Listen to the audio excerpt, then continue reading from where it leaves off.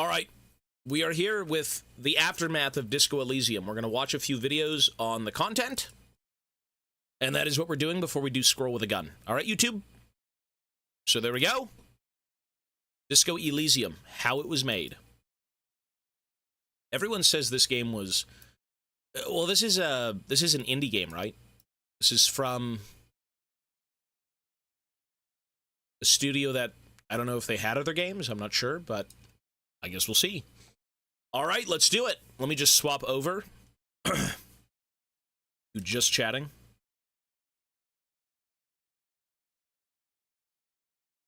And then we've got Squirrel with a Gun. All right, let's do it.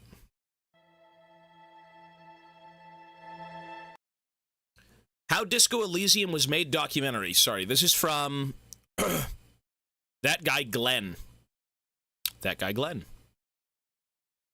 The story of how Disco Elysium was made is one filled with lots of Dungeons and Dragons inspired game sessions, a very drunken night in Estonia, years of battling depression and alcoholism, and eventually developing one of the best RPGs in recent times from an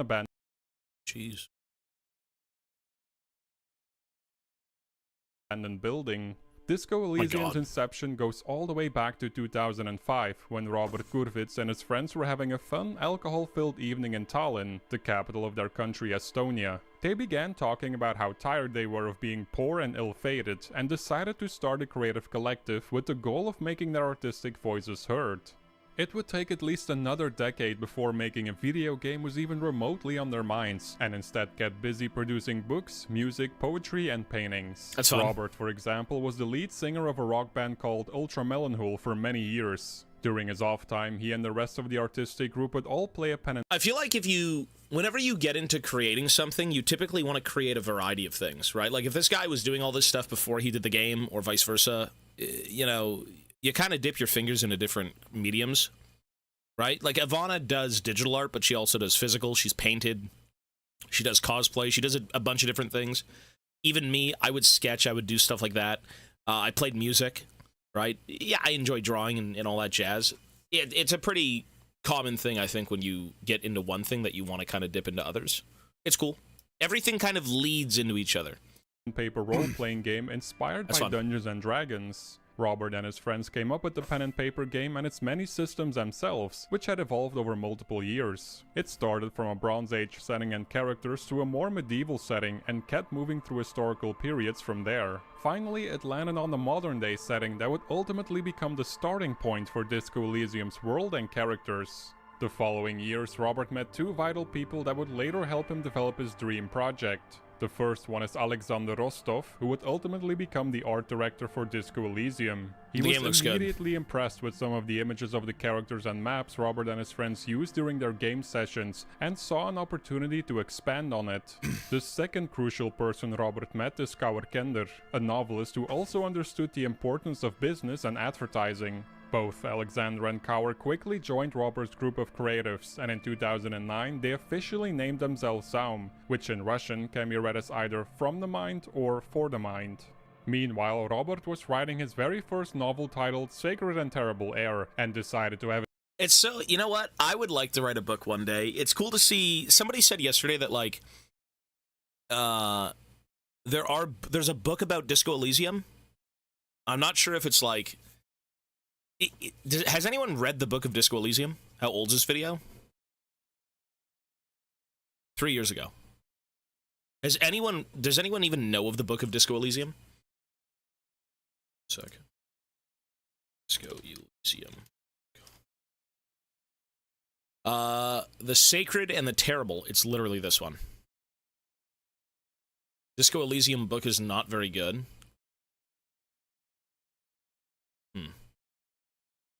The Sacred and the Terrible Air. Have it take place in the pen and paper game world some had fine-tuned for quite some time now. Unfortunately, despite Kaur's help to self-publish it, the novel only sold little over 1,000 copies, while it received...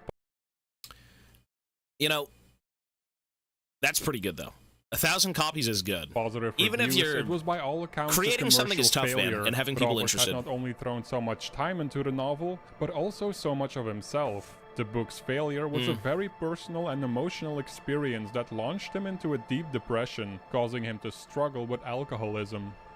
Before we move on, I'd like to talk about this video's sponsor, Scentbird. Scentbird is Scentbird, stuff it up your ass and get that scent out your nose. video. His friend Canada. Cower was there to help, however. Cower had dealt with alcoholism himself, and Robert back then helped him overcome it. Cower knew he needed to spark his friend's creativity again with a crazy idea that would get the wheels turning. Funny enough, it was Cower's kids that generated the idea. My kids were telling me, stop writing books, no one reads books, you should get into video games. And so, Cower suggested developing a game. What I love, I gotta keep yapping because shit like this, it always goes hand in hand. Again, like I said, if you're a creative and you do books, gaming, writing, whatever, you'll always dip into other things. But people like books still. People like books. What I really like about books, the last time I read a book in lieu of a game,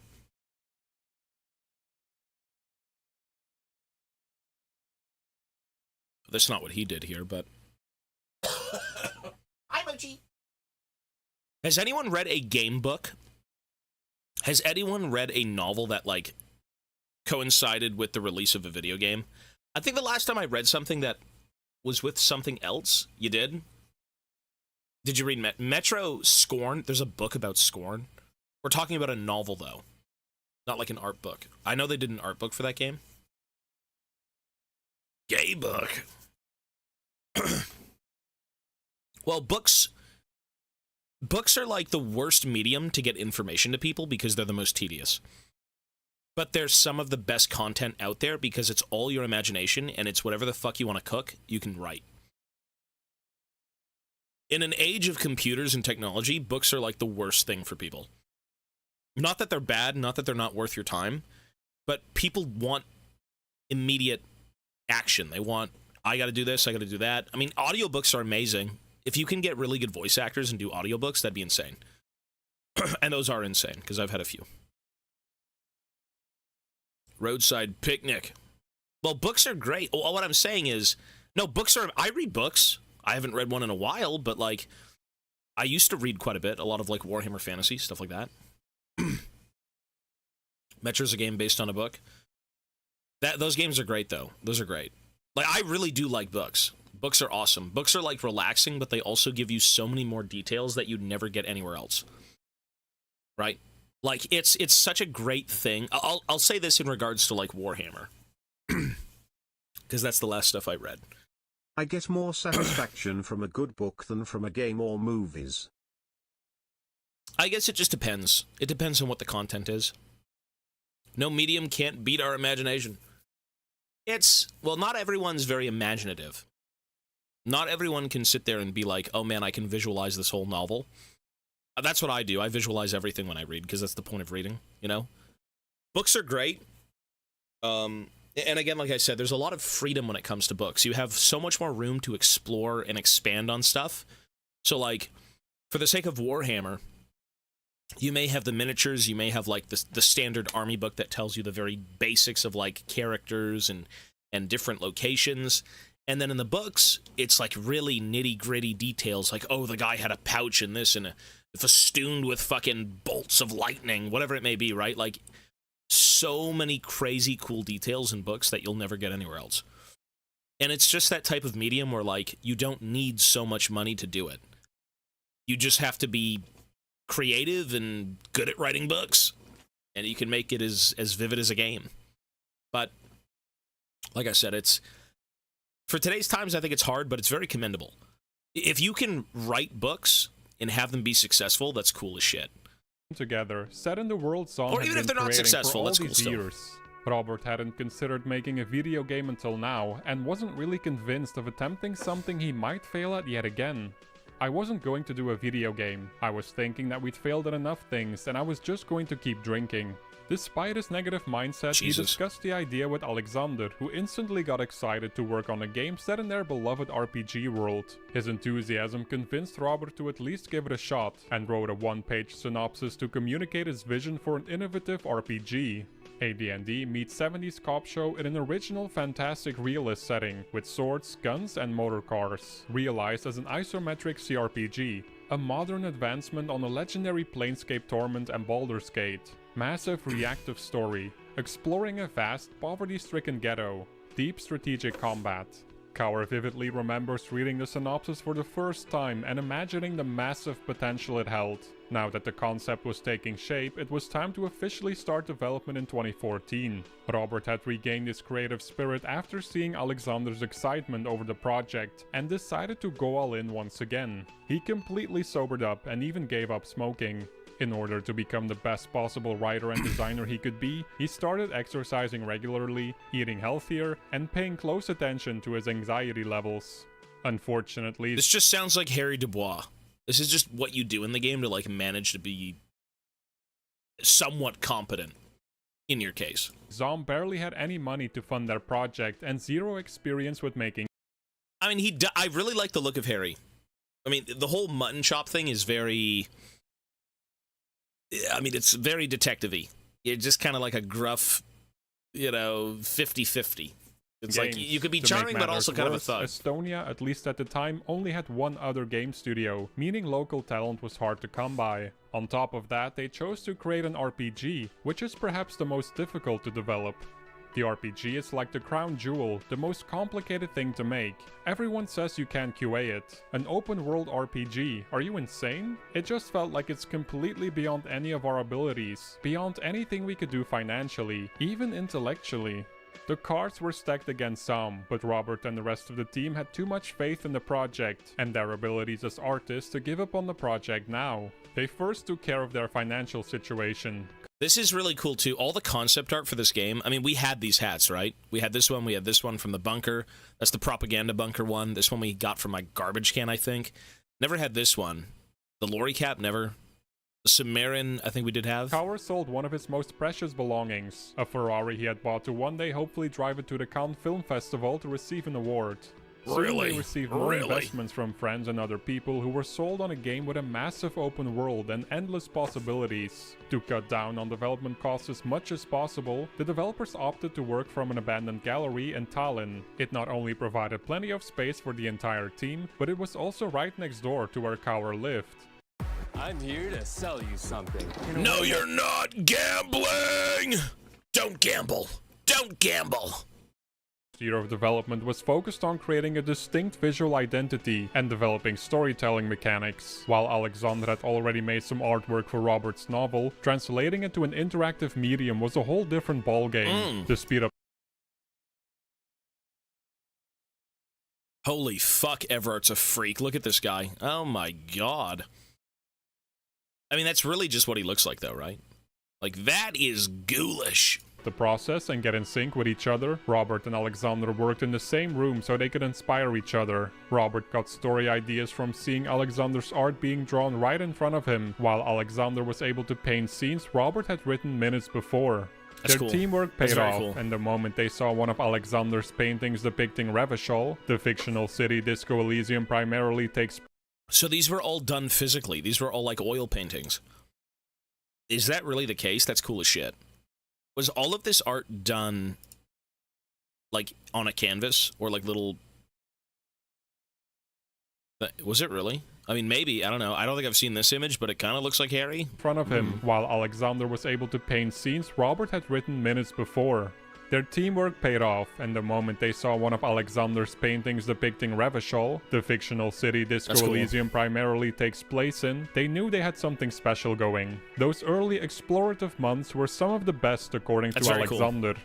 I prided myself on my knowledge of video game history and how games have developed visually, and now I was in a position to be able to tap into these ideas and come up with a neat visual aesthetic in an actual game. It worked, though. It's memorable. Alexander's hand-painted concept art was so good, in fact, that Zom decided to apply that kind of art style to the entire game. Everything you see in Disco Elysium has been expertly hand-painted, giving it a unique look and feel that has this brushstroke quality to it. Backgrounds are pre-rendered and then painted over to achieve the right art style. 3D character models were enhanced by hand-painting brush strokes onto the normal maps, which are a kind of texture to add surface detail, so they would fit in better alongside the backgrounds. Additionally, it was important that the art style reflected the subjectivity of the story. A lot of what happens during the game is told through the inner monologue of the main character, so a more contemporary art style, something that's more subjective, was more fitting than a realistic art style. Alexander also described the project as a game of portraits. The player visits many homes of various NPCs, and each home is decorated with interesting little details that give more insight into the inhabitant, like a self-portrait. See, that is the most important thing about Disco Elysium, though. It's the characters. Like, the city itself of Revachol is awesome, but the most memorable thing is everyone you meet, all the conversation you have. I mean, every character has a portrait. Every portrait is very unique. Again, like you said, everywhere you go is something different, right? You've got your little crack den of a room, and then you've got Kim's room that's all neat and organized because the guy's by the book, chops.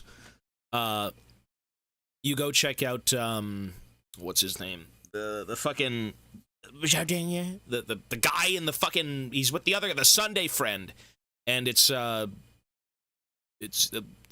bedrooms in, like, the living room. You can really understand these characters just from, like, the rooms they're in. And the locations they're at, too. It's really... The characters are cool as shit. I don't think anyone would say the characters aren't, like, top tier. You know, even Measurehead. The guy is a freak. He's a horrible, deplorable thing. He's an alien. But, like, they nailed the characters. They nailed the environments of this game. And it shows. And the fact that all of it was, like, hand-painted as well is pretty nuts. Portrait, if you will. Inspiration for Zom's first ever game project came from multiple sources and mediums. The developers are big fans of isometric RPGs and RPGs in general, but Robert always specifically liked the detective missions in games like Baldur's Gate 2 and the Witcher series. That's why the team went on this path to create a detective RPG, where every mission is basically a mystery the player has to solve with little combat involved, and instead focus more on the story and character interactions. Helen Hinpetter. Let me say this, though. I actually feel like the game wasn't too challenging, to be honest. I don't think this game was... It was very detective-y, but it wasn't, like, brain-rotten, super hardcore dial-in. Like, I would say this game was pretty straightforward to get to, like, where you had to be and what you had to do. You know, a lot of it is, oh, if you fail this roll, okay, shit, we don't know enough. But it was a pretty straightforward game. Instead focus more on the story and character interactions. Helen Hinpetter, one of the main writers, said TV shows like The Wire, where there's a big focus on the neighborhood, were also a great inspiration for the game's locations and how characters behave. Émile Zola, a French novelist among other occupations, influenced a lot of the story's dour and depressing atmosphere. Helen mentioned she thinks it's important to talk about and show the misery of human life, because it makes you feel less alone when you discover yourself in that situation. Furthermore, some of the developers were also influenced by Estonian punk bands that they listened to growing up, that had heavy, politically inspired lyrics.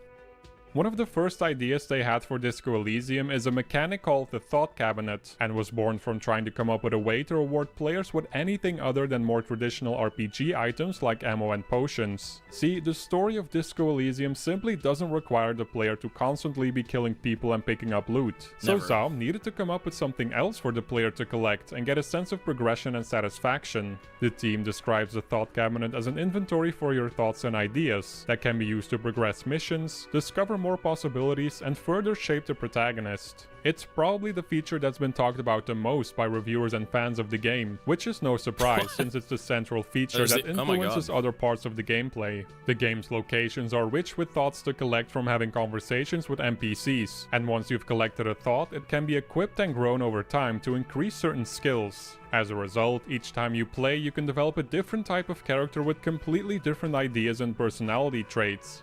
The Thought See, as I'm sure a lot of people actually replayed Disco Elysium quite a few times, but for me, in replaying this game, I don't know if I'd even like that. Knowing how the mystery unfolds, because you are there for the mystery. You're there to crack the case, and it really is about how you crack it, I suppose, but you're still going to come to that same conclusion. You're going to figure out... You already know who the guy is. You already know where the island I is. watched You already like know. half your playthrough and now I'm playing myself. It's very good. You should. I don't think you should watch this then, because we're talking about the game. It's good though. You know, this game is so rich in all the options you can do, but it's hard to justify. Is it still fun? But it won't. Yeah, it won't be the same feeling though. I've said that before about a lot of. It is about the role play. You know, do you want to be a psychopath? Do you want to be a very down to earth guy? Whatever. There's a million different options. It's just the high points of the game. Maybe you missed a high point. Maybe you want to go back and, like, you know, do a quest line that you missed and yada yada yada. How the world reacts to your character. That is true. That is exciting. But for me, it's, again, I don't know. Once you've cracked the grand mystery, it doesn't feel the same. But I guess it would be interesting with different perspectives. Yeah. For sure. There's a lot of different things. Know certain things already? Oh, there's a bunch. Yeah. Well, all I'm saying is, for me personally, some of the awe of the game is gone just because we know how it ends. I have lived Harry Dubois' adventure. I've lived the detective life. I know what he's been through. We figured out the case. For me, that's like the most important thing. If you do want to go back and play games, though, absolutely. There's more value in that, and you spent the money, so earn it. But yeah, I don't know, man. I don't think I could ever tell myself to play this game again. And that has nothing to do with the quality of game. The game's amazing. But there are things that I'm just like, we got to do that again? You know, I think if I had to do this again, though, for sure, I would be a complete psychopath. I would take every fucking awful... I'd go drinking, I'd do drugs, I'd give Kuno drugs, I'd kill the police. Oh, I am the police. Oh, hopefully I don't kill myself. I would do everything wrong in this game. I'd side with Measurehead. I would beat up old people for their money. I'd kill the Phasmid. Yeah, you do a bunch of dumb shit, for sure. And that's, I think, the point of, like, replays. But cabinet went through many iterations, and therefore Robert calls it a typical Quagmire feature, which in game development is a feature that's always one refinement away from being perfect. Because of this, it keeps swallowing more and more money and time, according to Robert. Billy, thank you, sir. The feature almost destroyed the game's development because of those exact consequences. However, it's a feature that's also essential to the gameplay, so you can't just dump it during development. One of the major problems of the Thought Cabinet was its design. Robert explained that such a feature had never been done before in video games, so there were no examples to borrow elements from, no past mistakes to learn from. The menu needed to be intuitive and fun to use, since players will be spending a lot of time staring at it. All the illustrations that represent the thoughts were made by concept artist Anton Vil, and it took him about a full year of dedicated work to perfect. There's some guy who used to do artwork like this. Clearly he's inspired by some historical, very specific artist. I think I've seen them in books. Like, is it Bosch? Is that what that is?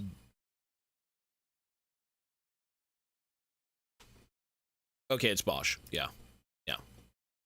It's all the weird little devil creatures and people eating each other. Yeah. 100%. I mean, this looks nuts. This is cool as shit. You know what this is? I've always enjoyed images like this because I grew up on I Spy books, and I grew up on a lot of, like, you know, go around the neighborhood, look at people's, like, little setups in their gardens and whatnot. They'd have, like, little hidden frogs and things. Everywhere you look, you'll always find something new. It's disturbing, but that's why it's so good. It's super intriguing. You know, you take a look at one thing and that leads you into another, and you're like, oh, I didn't see that the first time. Like, what the fuck is this thing? It's got, like, multiple mouths and eyes, and it's all supposed to be Harry's mind. Like, it's demonic. It just goes to show how fucked up he is. Them.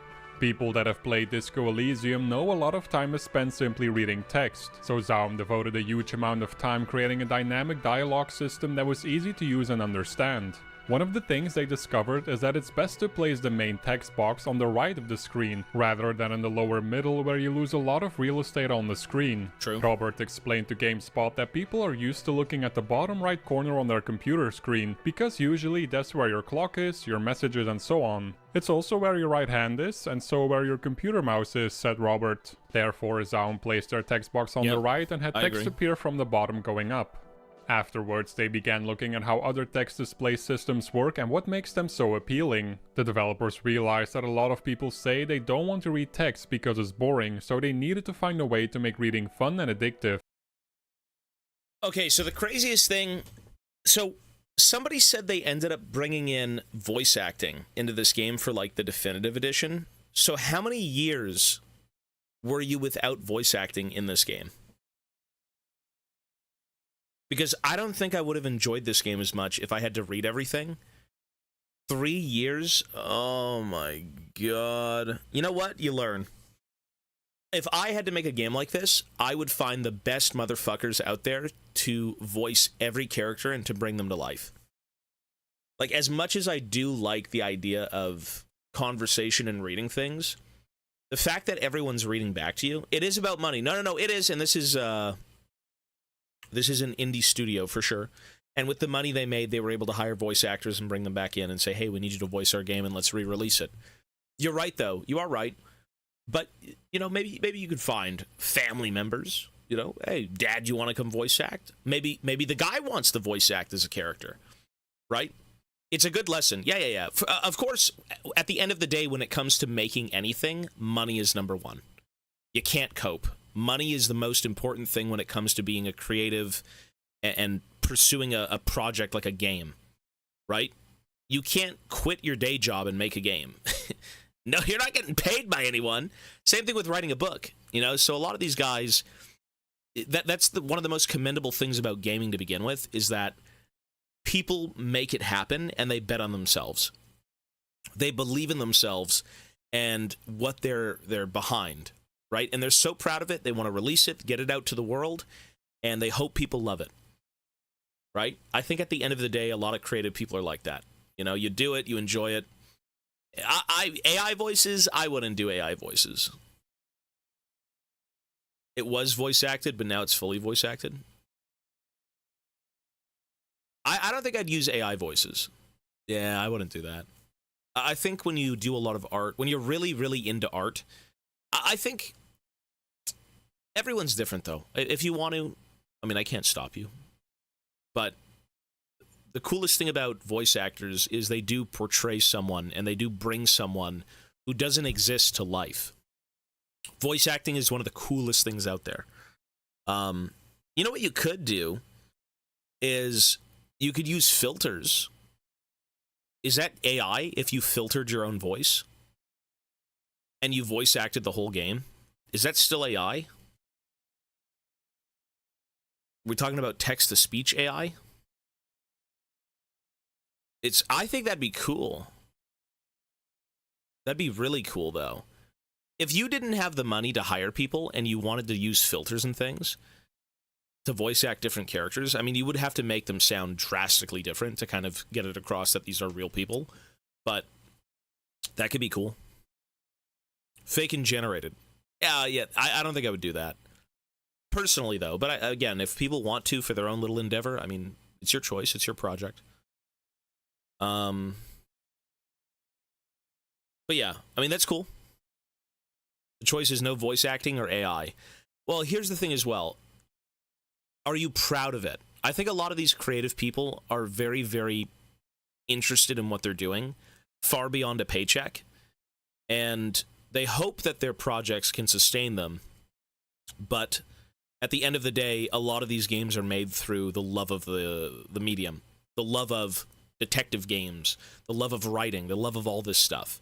When you're passionate about something and you really, really enjoy it, you hope to maybe make a living out of it, but it really is kind of a leap of faith when you do stuff like that.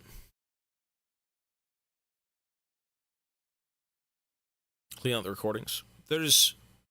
Voice acting is cool, man. If you can get a good cast of guys, I mean, this game had great voice acting. That's not going to happen for an indie studio, yeah. No, exactly. Well, that's with mediums, though, right? It's a leap of faith. You do it because you love it and you have a chance. And I think for those who nail it and for those who have games that resonate with a lot of people, like Disco Elysium is a masterpiece. I would even argue that, I wouldn't say it's a masterpiece, but Look Outside is phenomenal. Look Outside is such a cool premise. The game was fun. Everything about it was super unique, super creative. And you just make it. You're like, you know what? Some things I'll say this. Some things eat away at the back of your mind. And you're almost compelled to do it. You're bound to do it. In life, you want that thing so bad and you want to make it work, so you just do it. Right? And you hope for the best. And again, if you can have a lot of people who are kind of in that boat, a big creative circle, maybe you can make it a reality. Now, how did all these big gaming studios come to be? Probably creatives making indie games. They got so good, they made so much money, they went on to bigger projects, and we got investors, we got this, and then their realities became something more. So...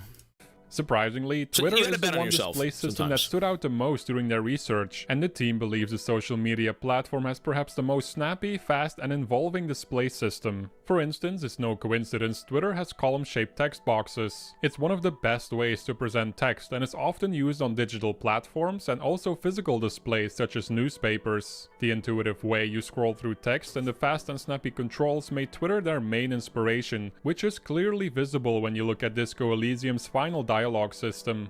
When it came to the text itself and the meaning of it, Robert knew he had to make it as punchy and as personal as possible to keep players focused on the screen. It's for this reason the game is as confrontational as it is with its characters and storylines. This links back to social media as well, because platforms like Facebook and Twitter are aggressive in nature and always fighting for your attention. It can be a nasty psychological environment, but Zaw made sure not to copy that aspect of social media. Instead, the developers focused more on keeping the text personal and engaging by having different skills that can talk to the player during dialogue scenes. Disco Elysium has 24 skills in total that all have different opinions about any given situation the player finds themselves in. That's a lot. That many different skills that all... How the fuck... You know what? When I first heard the narrator, I'm like, is this AI?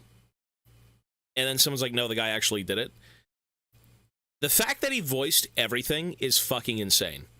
And at the end of it, I'm like, okay, this is amazing. Like, his voice work is phenomenal. It's fun. And he did all of these things, right? Like, we only had a few of them based on the checks we needed.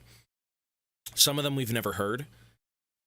Like, they do have their own little personalities. Yeah, you can tell also, he kind of changes up the voices. You know, physical instrument, he's like, you gotta do it. Get in there. Right, and then other ones, Volition, he's like, oh, maybe we should check this out first, right, or whatever. You know, it's the same voice, but it's slightly altered to fit the personality, to fit the stat, which is fun. It's like you're talking to multiple people, and that's kind of the point, right? They're all the voices in your head. Also vary in level based on what players choose to upgrade, meant the devs needed to write an almost absurd amount of text for every scene that can have multiple outcomes and possibilities. That's crazy. Robert described it as a hellish experience to set up the right... Who worked the harder? The people who made the game or the guy who voiced everything in the game? That's crazy. 3+ hours of VA on YouTube neutral dialogues. I have like 10. That's fucking nuts. Yeah, exactly. That is nuts. That's so good. That's so good, though, right? That you can tell that's something they wanted. That's passion. That's like, we want to make this great. This is the guy for that, and he did a fucking phenomenal job. Structures for such a system to work. And while it might seem like overkill to have that much input and perspectives, he assured it was done for a very good reason. The main thing to understand about text is that people don't understand text. They don't understand what you're telling them, unless you've told it to them 2, 3, 4, sometimes even 8 different ways. But if you do not understand what is happening, then it's not interesting to you. You don't understand what's at stake. In other words, the more information and context you have, the more exciting each choice you make becomes. Unsurprisingly, the dialogue system required a lot of tweaking and optimization to find that sweet spot of dealing out a lot of context without overloading the player with information. Robert mentioned Zaum always intended to make a very mainstream product for a broad audience, so every word was carefully chosen to make every sense. Is that the Fallen fucking outfit? I guess it can. Yeah, it looks interesting. Sure.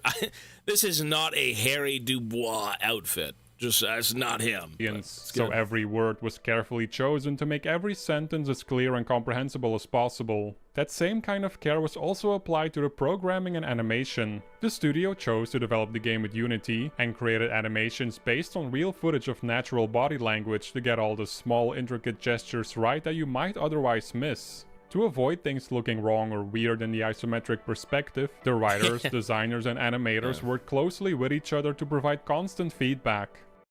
I've just finished narrating over 400 pages of Dark Souls lore from a book called Abyssal Archive.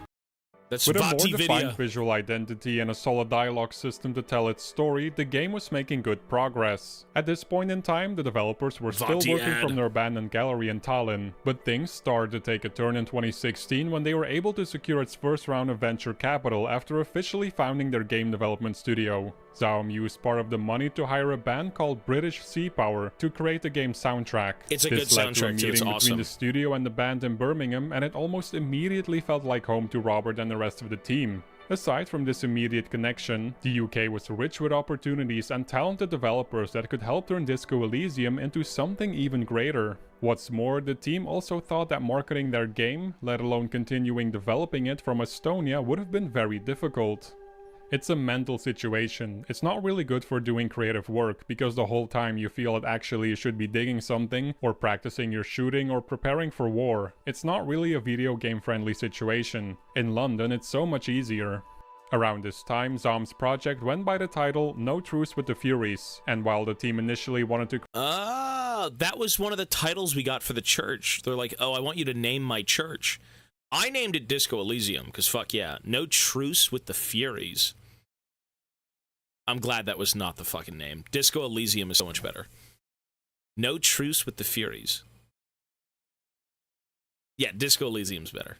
with the Furies, and while the team initially wanted to create a huge sprawling open world, it became clear they would need to scale it down by a lot or risk running out of money fairly quickly. Furries. The big open world was replaced with a much more intimate location that was the size of a small town, and it was this version of the game that was announced in March 2017. It was supposed to come out that same year, but as things progressed and Zaum started to get more funds and hired more people, the scope of the project increased once again, leading to a delay. What's more, I feel like it would be so hard to release a game.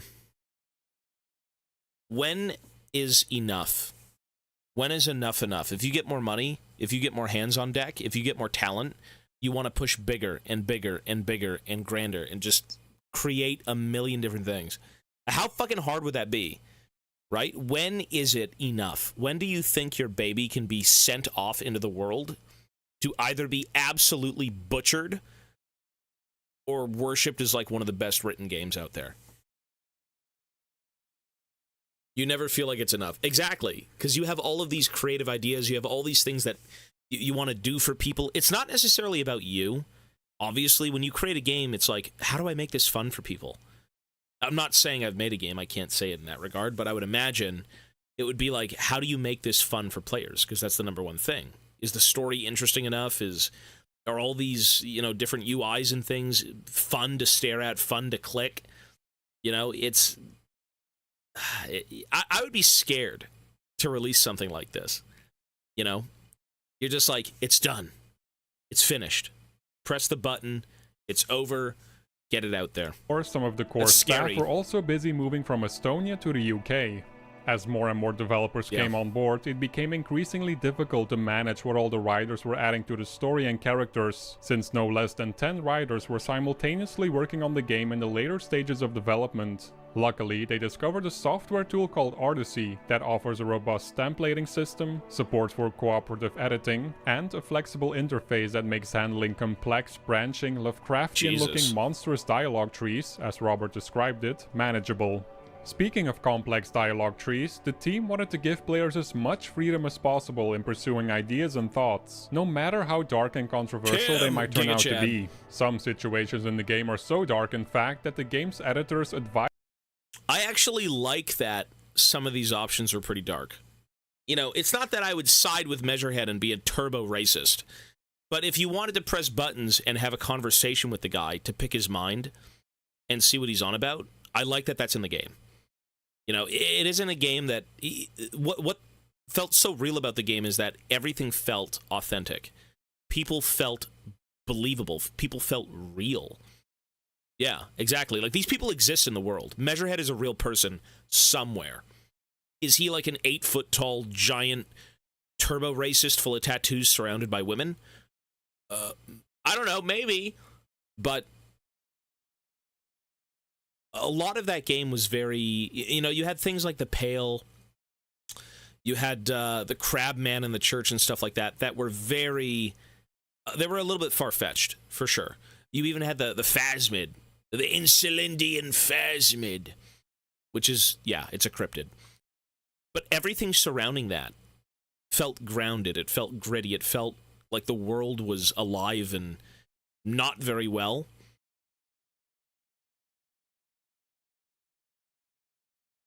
Thing on the eject button. That's pretty fucked up.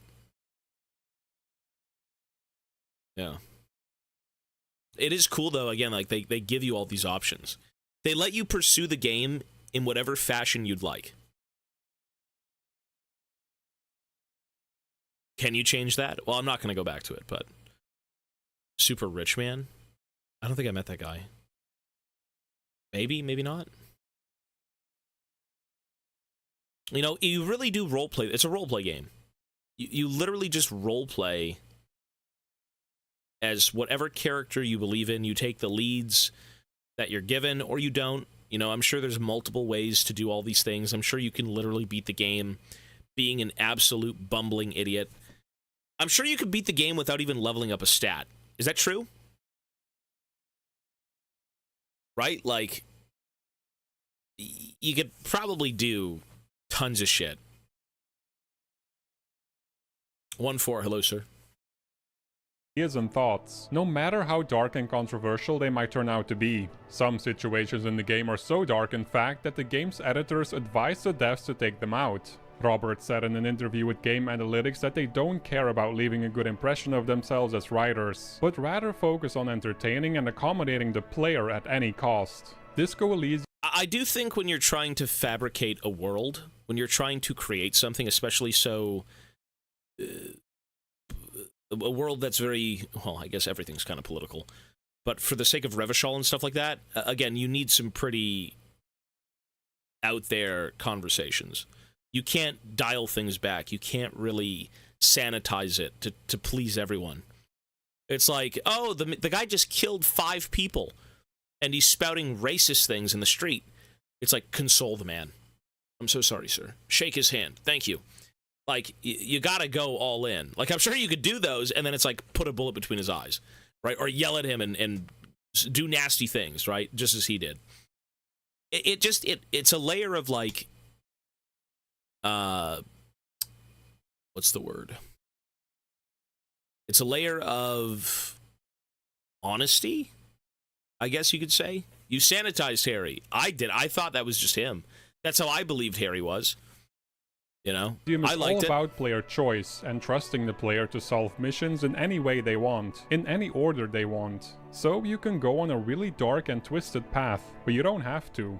In 2018, Zom officially reintroduced their RPG as Disco Elysium. Good. Its previous name, No Truce with the Furies, was always intended as a placeholder name and was only used to promote the game early in development before the team had found the perfect title. Robert wanted the new name to be no longer than 3 words. Of course, it also had to be memorable and wholly unique. In other words, if you type it into Google, it has to be the first result you see.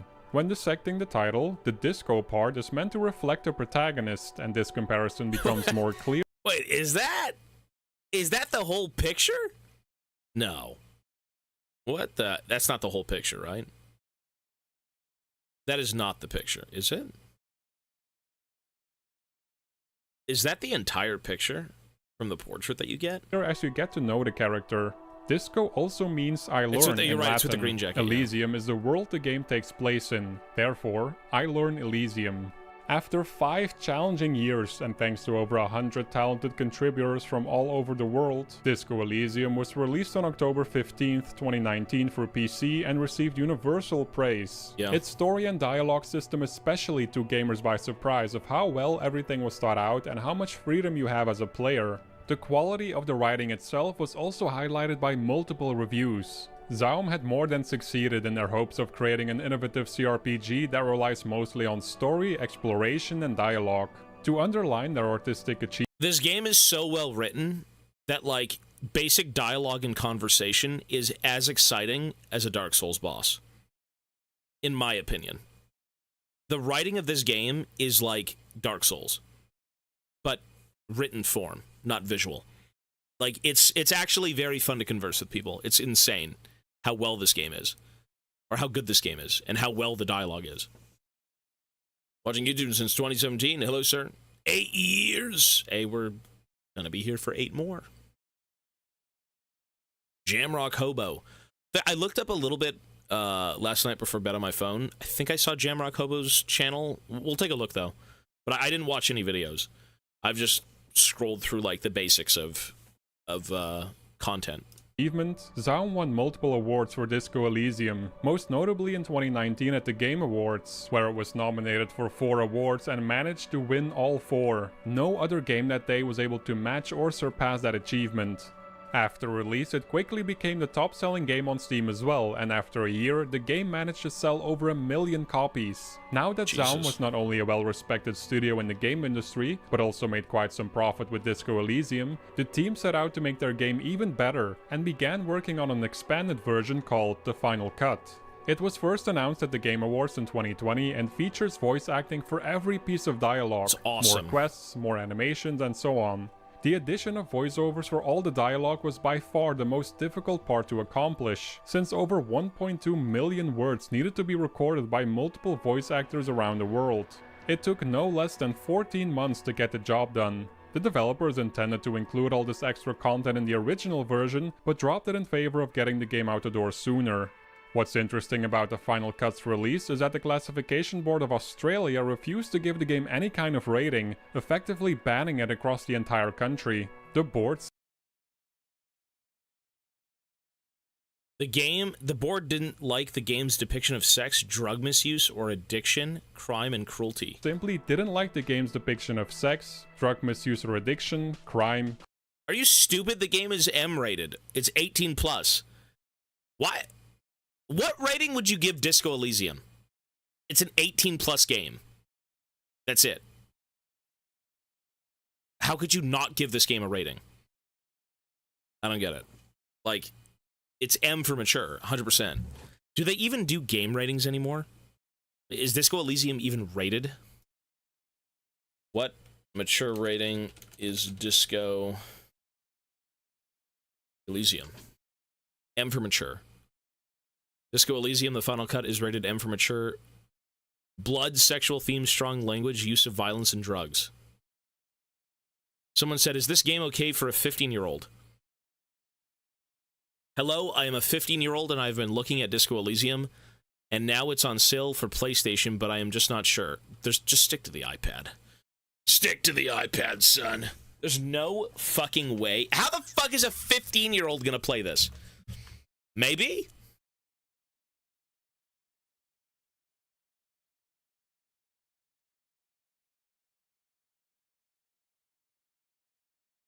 How smart are 15-year-olds? I feel like when I was 15, I was eating my own toe jam and huffing boogers. I don't... to be fair, I played... Yeah. I played San Andreas when I was younger. Sure. Cruelty and violence, and clarified that Disco Elysium more than crossed a certain rule that's about revolting or abhorrent phenomena in such a way that they offend against the standards of morality, decency, and propriety generally accepted by reasonable adults. That is delusion. This reminds me of, like, the early 2000s, late 90s, when they wouldn't play certain bands on radios. They'd ban certain bands from, like, entering countries and shit like that. They'd listen to a song and be like, this is criminal, you can't play this. And it's like the most normal metal thing ever. That's ridiculous. I don't believe in this at all. The ban was quickly overturned, however, when the Classification Review Board, a separate body that looks at cases that have been challenged, the Devil's in Gate, this exactly, case by Zaum, decided to give the final cut an 18+ rating. Yeah. While the game lets players use drugs to gain instant short-term benefits, more general and long-term drug use has negative consequences for the player's progression, and that part of the gameplay was key in influencing the review board's decision. Disco Elysium's development is a good example of achieving your goals against all odds, no matter where you're from. Sure, they had plenty of great ideas, but at the start none of the team members had any experience with game design, nor did they have any money, at least not until they started selling personal belongings. On top of that, developing a game in Estonia wasn't an ideal situation to begin with. In the end, it was a trust between the people at Zaum that made the impossible possible. I'm incredibly happy for this, to work on something like this with other people giving 7000%, safe in the knowledge that they have your back and aren't ruining things. To trust their judgment completely, it's pretty cool. Zaum's future is looking bright, now that they've proven themselves with Disco Elysium. Is that true? Zaum's future is looking bright. Is that true? I don't know. Listen, I don't know anything about the studio yet. Everyone just said the studio went under, or they got fired from their own studio or something. The game industry is closely anticipating what the studio is going to do next. Members of the team have already hinted during interviews that Zaum is planning on expanding the Disco Elysium universe, and that a big sequel is very likely to happen. Additionally, there's already a television series in the works based on the game, and Robert is also working on an English translation of his first novel, Sacred and Terrible Air, that's set in the world of Elysium. Despite all of his success, Robert told the following to Game Analytics when asked about advice for aspiring developers and how they can start their own studio. Don't do it. Just do something normal with your life. Go work first, go to a studio that's already there, that's already nice and produced. Don't make your own studio. My second suggestion would be that if you absolutely totally feel like you're going to be a bum, that you're not going to pay rent and you're going to lose your apartment and you have to do something, and then your friends happen to want to make a video game, as it was in my case, if it feels like an existential must and you will die if you don't make it, then definitely do it, because it's very much possible. That right there, I think, is a lot of what people go through. The regret of longing for something so badly and just not taking that leap of faith. It will eat away at you. There are things in my life that I wish I would be doing, for sure, or I wish I would have done, that I've always kind of like sat at the back of my mind. That hopefully one day, you know, who knows, one day. But, yeah, that's some faith. You have Dutch to would be say really, something about that. It has to be scary how much you want to do it, because it's very hard. Yeah, I believe that completely. Thanks again to Sandbird for sponsoring. That's cool. All right. I mean, these guys, clearly the game's a work of art. Clearly. So what should we watch next?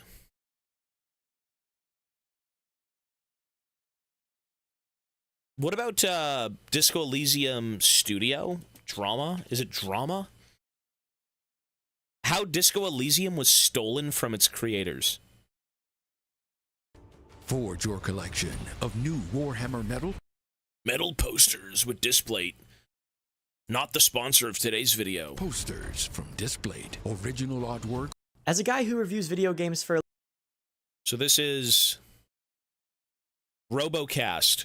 Disco Elysium, how it was stolen from its creators.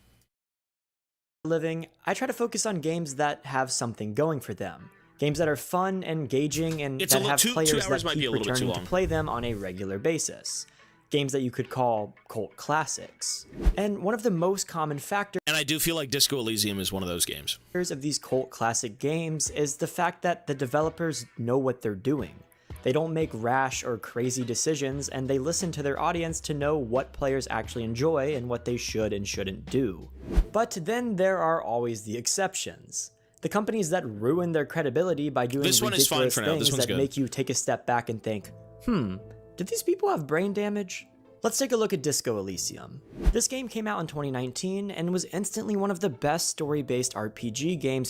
You said 2 to 3 it got hours. a 10 from most game Don't you think publications. it's better to watch one good long video? Well, no, because one video doesn't cover everything, right? a 97% One video on won't cover Metacritic, 100% and had of everything. overwhelmingly positive reviews on Steam. It's good to get different perspectives and different videos pertaining to the game, because if there was one encapsulating video that could be for every game we've played, maybe, but I don't think that's possible. We try to cover the different aspects of it, like production, in this case, maybe how the devs kind of got screwed out of it, the story breakdown, stuff like that. If there's one on maybe like alternate endings, dialogue, stuff like that. I don't think one video is enough. The game pushed the concept of choices matter, and it threw you headfirst into a detective story that kept you super engaged and immersed for the entirety of your 20+ hour experience. It was awesome, and even for people who didn't want to read an entire 5,000-page novel in the form of a video game, it was a very unique experience that was a lot of fun. The game sold millions of copies, had a hardcore fan base, and even inspired Disco Elysium 2, the sequel that's currently in the works. The lead developer and creator of the title, Robert Kurvitz, and his extremely talented art director, Alexander Rostov, were the brains behind the operation. They came up with the world, story, and concept, organized the team, secured funding, and ultimately were the reason that this title became what it is today. The setting, the beauty, the nuances, the theming, the artistic flair. A lot of it could be credited to these two guys. Without them, Disco Elysium wouldn't have existed. So it comes as a huge surprise that the company that they helped to create allegedly ousted them from the team, fraudulently stole their money to illegally obtain ownership of the Disco Elysium IP, and then tried to hide it from the public by releasing a terrible meme update to a game that has serious political undertones and themes throughout the— What the fuck is that garbage? Who wants that? Wait, what? Wait, what? Team fraudulently stole their money to illegally obtain ownership of the Disco Elysium IP, and then tried to hide it from the public by releasing a terrible meme update to a game that has collage mode, serious political undertones and themes throughout the entirety of its 20+ hour runtime. Disco Elysium was stolen from its creators, and the future of the franchise is completely unclear. So let's dive into the full story, figure out how we got to this point, and talk about how Disco Elysium was stolen from its creators. But first, I want to take a second to thank the sponsor of today's video, Enlisted. Enlisted is a new kind of first-person shooter that combines PvP and PvE content, and it starts with Robert Kurvitz, all the way back in 2005. Kurvitz was always an extremely creative person, and when he wasn't performing with his rock band, he was creating his own tabletop RPG with a group of friends in his hometown. So we do know this, though. We do know this stuff, right? This we do know. Expressed concern about Estonia's largest daily... What? In Estonia. This group was frustrated that they were poor, and they felt like they needed a way to get their creative expressions out into the world. So they got together and formed a creative collective that would later be named Zaum. Zaum worked together on music, paintings, and books, and mainly acted as an outlet for creative expression and support, but that was about it. In their spare time, the members of Zaum continued to build out and play this tabletop game, and eventually had a full-fleshed world and setting that caught the attention of two important people in this story. Alexander Rostov, a local artist, and skip through this. We've learned Both of these guys were impressed with Kurvitz and Zaum's creative abilities, and they joined the team to be a part of future projects. The first of which was a novel called Sacred and Terrible Air, and took place in the fictional world of Elysium that Kurvitz and his friends had built for their tabletop game. The novel took over 5 years to write, and when it was finally released, it got positive reviews. But from a commercial standpoint, it absolutely flopped, and only sold about 1,000 copies, which caused Kurvitz to fall into an alcoholic stupor that put his life on a downward spiral. But he was pulled out of it by Alexander Rostov and Kaur Kinder, who came to the conclusion that the trio should partner and work together on a video game set in the world that the novel was based around. They had a vision for something bigger, and they got together to write a one-pager. You know what? You're not wrong. You aren't wrong, but this is just... So what video were you talking about? If it's 2 hours long, we can't do that, though, because it's... We know the gist of the development cycle, and now we're supposed to be figuring out what this is. Explain what the world of Disco Elysium would later become. AD&D meets 70s cop show in an original fantastic realist setting, which didn't even have a game development industry coming up with new story anime. Linamai was the sole reason that Disco Elysium was able to become what it's known for today. He provided the funding that allowed Zaum to become official and hire over 30 team members that would work directly on the title. This we did not know. He gave them the freedom to do it how they wanted. He trusted the vision and the creative process and allowed Zaum to make Disco Elysium without much interference or resistance. And everyone worked happily together to make that happen. But things changed in 2021 when Linamai decided that he wanted out of Zaum due to some other controversies that were going on with his popular Estonian newspaper. So his majority ownership in the studio was purchased by another businessman named Ilmar Kompis. Now here's where the story gets a bit messy, and it's honestly kind of insane. Shortly after Kompis took over the company, Kurvitz, Rostov, and Kinder were removed from the company. The Zaum Cultural Association, the creative collective that started it all, was dissolved, and the people who poured their heart and soul into the project to create one of the best RPGs ever made were no longer a part of the team that they founded. In a blog post shared by Rostov and Kurvitz, the following happened. Wait. Okay, hang on. Worked happily together to make that happen. But things changed. The studio was purchased by another businessman named Ilmar, that he wanted out of Zaum due to change in 2021. Okay, so he headed the whole thing, gave the funding, but now he wanted out. Okay. When Linamai decided that he wanted out of Zaum due to some other controversies that were going on with his popular Estonian newspaper. So his majority ownership in the studio was purchased by another businessman named Ilmar Kompis. Now, here's where the story gets a bit messy, and it's honestly kind of insane. Shortly after Kompis took over the company, Kurvitz, Rostov, and Kinder were removed from the company. The Zaum Cultural Association, the creative collective that started it all, was dissolved, and the people who poured their heart and soul into the project to create one of the best RPGs ever made were no longer a part of the team that they founded. In a blog post shared by Rostov and Kurvitz, the following happened. As soon as they became majority shareholders, we were quickly excluded from daily operations, our employment was terminated, and our access to the company's information was shut off. Our firing came weeks after we started asking for documents and financial data, which is still being kept from us. As for Kinder, he was allegedly ousted from the company as well after asking the new owners about future plans for Disco Elysium 2 and questioning their financials. It sounds simple. The new owners didn't like the original creators of the game, so they removed them from the company. But why would they do that? Well, that's where the story gets a little bit more complicated. And I have to say, it involves a lot of fraud and greed. It's from Bethesda. Fraud and greed. In order to understand this, we need to talk about the sequence of events that led to Zaum being acquired by Kompis in the first place. See, there was another company that owned a portion of Zaum. This company was called Yes or Nor Ltd, and the director of this company is the girlfriend of our newest character, Tones Howell. Howell worked at Zaum as the executive producer for Disco Elysium, and he plays a big role in this scheme. See, Howell has a history. Back in 2016, he was fined over 12 million euros for being involved in a pyramid scheme that he tried to start in Azerbaijan. So this shows that maybe he wasn't the best guy to be involved with in the first place. The original majority shareholder who wanted out, Margus Linamai, was looking for 4.8 million euros in exchange for his shares of the company. Kompis wanted to buy the company. But instead of simply buying out Linamai with his own money, he worked alongside Howell to construct a corrupt and complex scheme to obtain ownership without spending a penny, by using the funds from the company to pay for the purchase of the company. They took money from Zaum to buy Zaum, and the way they did it was insane. What the fuck? Howell's girlfriend, who was the director of the company that owned part of Zaum, sold some physical concept art sketches to Kompis for a whopping £1 sterling. Kompis then took these sketches and sold them back to Zaum for, you guessed it, 4.8 million euros. So the money was taken out of... Why the fuck did they buy them? Why would you... What? Kompis for a whopping £1. Howell's girlfriend, who was the director of the company that owned part of Zaum, sold some physical concept art sketches. $4.8 million for concept art.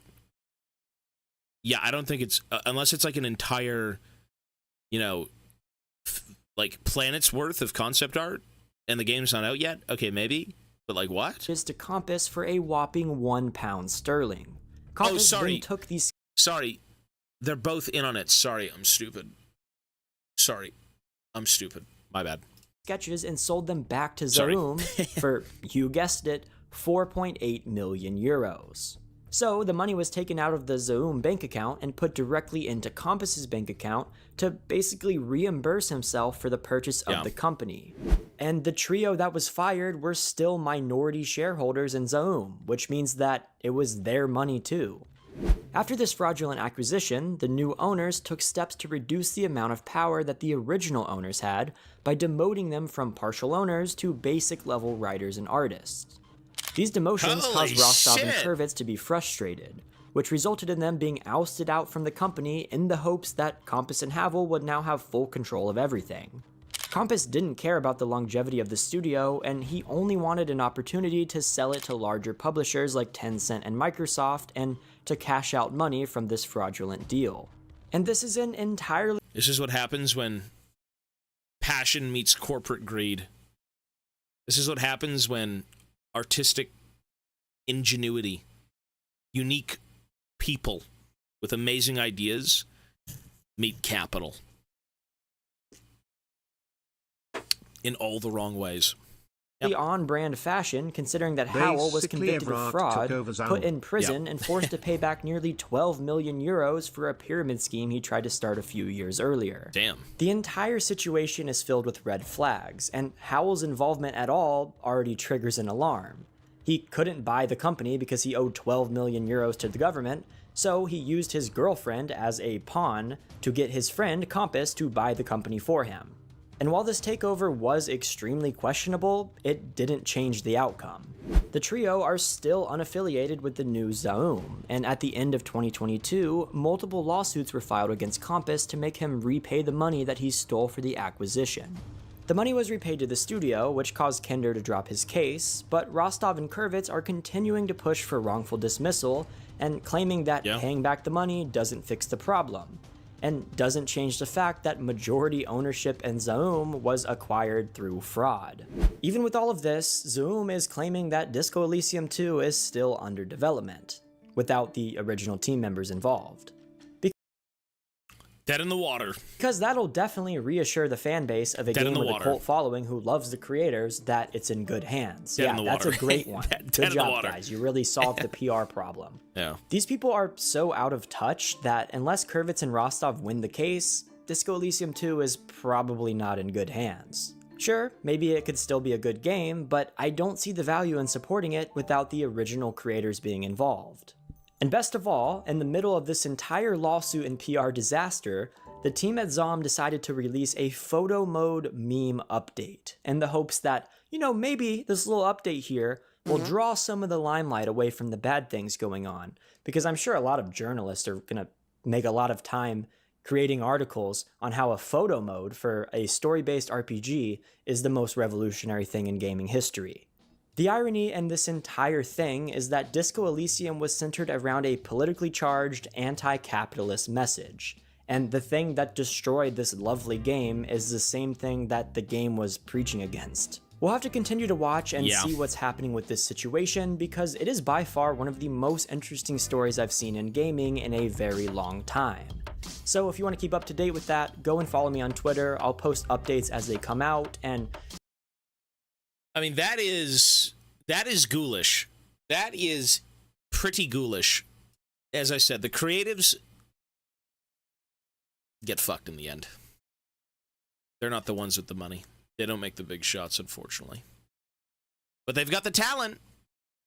It's all the guys who come in who just want to make the money, who have no interest in the project and any of that stuff, that they'll use these people to get what they want. Well, Zaum died the most Disco Elysium death possible, swallowed by capital after critiquing it. In retrospect, the studio being taken over by a large company and its creator being committed to an insane asylum really is the most thematically appropriate way for the IP to end. What the hell? See, that in itself is probably building its own. It's just, that is strange. That's so strange.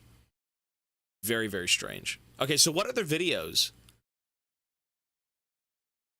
What other videos are there regarding stuff like this? Maybe not this content in particular, but like what other videos should we watch?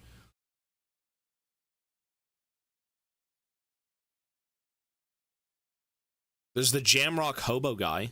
Hang on. Locked in a stare down. Jamrock Hobo, I found him. Do you know anything more about that? Yeah.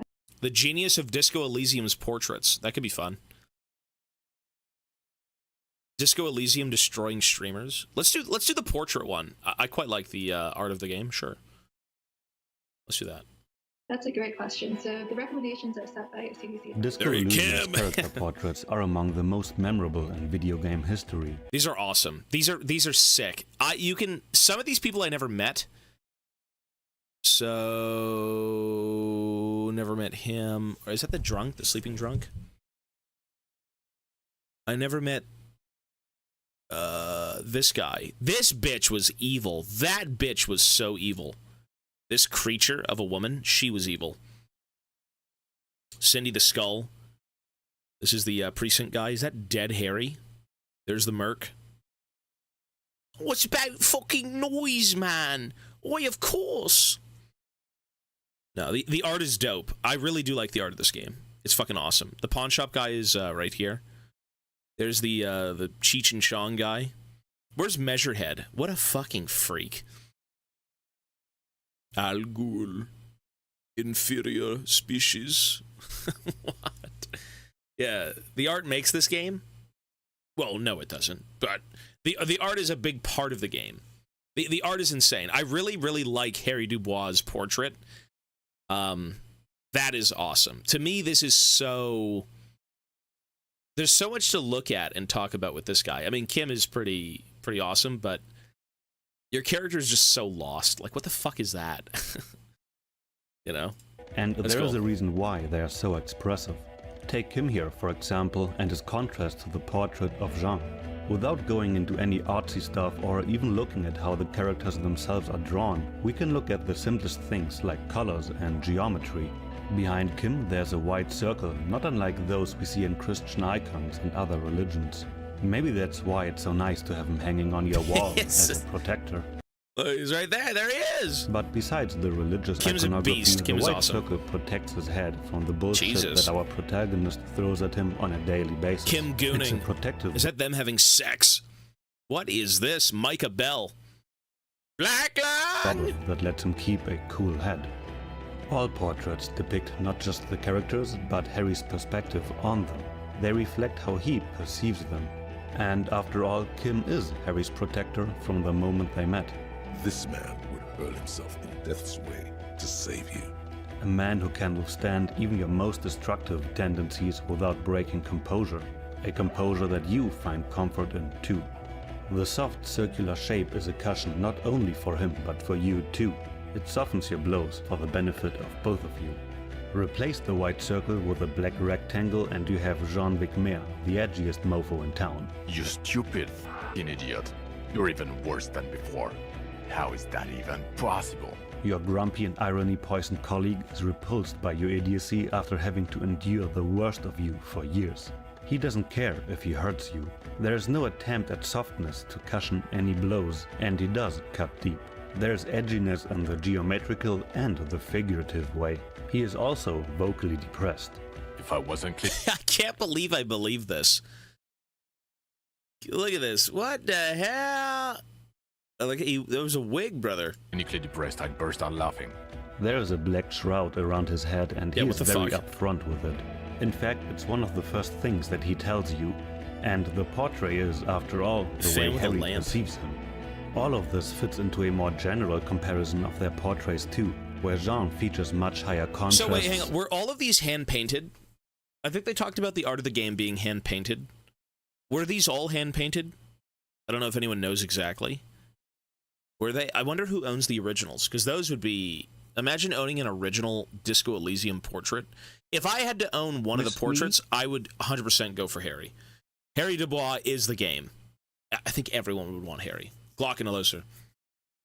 There is no reason you wouldn't go for Harry. Or second best would be Kim, obviously, but... These look digital. Do they? Possibly. They look a little bit... Refined in some spots. Well, you could say hand-painted. Well, that would be implying on a portrait. Like, sorry, not a portrait, like a canvas or something, like physically. Is it still hand-painted or hand-done if it's digital? Is that still what you'd call it? The Everart portrait. They should, you know what? The fact that Disco, well, they don't own the rights anymore, but if they ever did like a print run of these, that'd be dope as shit. You can scan in hand-painted art. Oh, you can, yeah, and then you can modify it too if you had wanted to. I mean, regardless, these look amazing. A lack of warm colors and a prevalence of straight lines over curves. Let's look at some others. Idiot Doom Spiral, the local alcoholic whose life fell apart, looks like he's getting eaten alive by the background. Both his life and his portrait are slowly disintegrating. But even though he's all over the place, he still retains a certain sharpness of the eyes and around him the colors of a vivid imagination. He is still a shrewd businessman and a colorful storyteller. His two alcoholic companions, Rosemary and Don't Call Abigail, are beyond that point. They look like they are slowly bleeding into the world, leaking into it through open wounds. Not unlike Victor, who is actually bleeding into the boardwalk.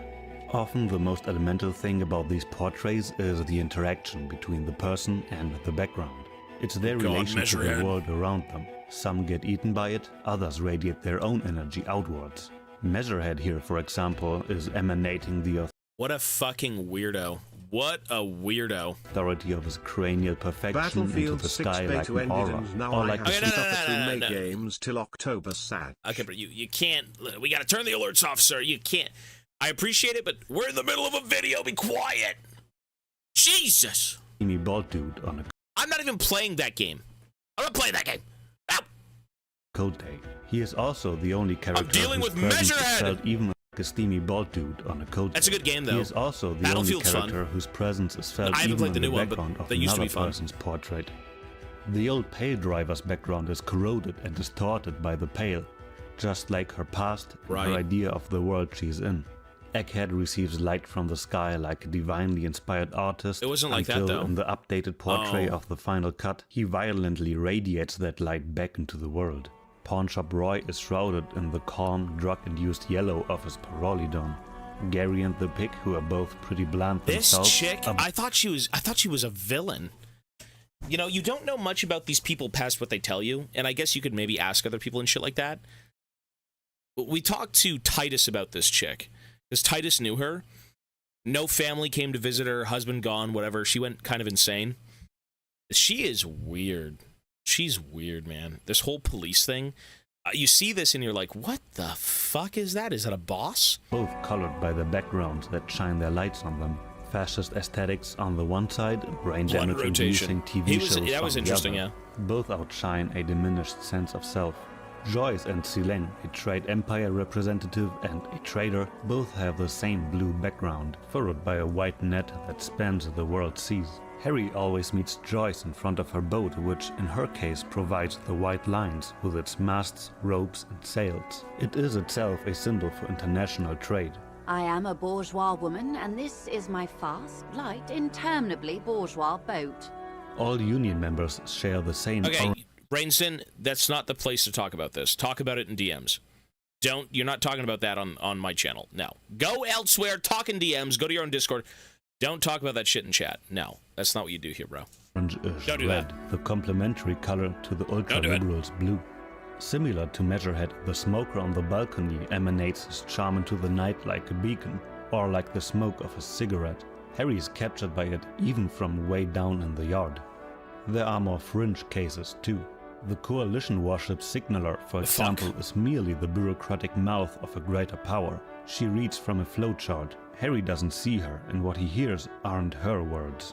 The portrait of Ruth the Mercenary is dominated by... This one is creepy looking, bro. One sec.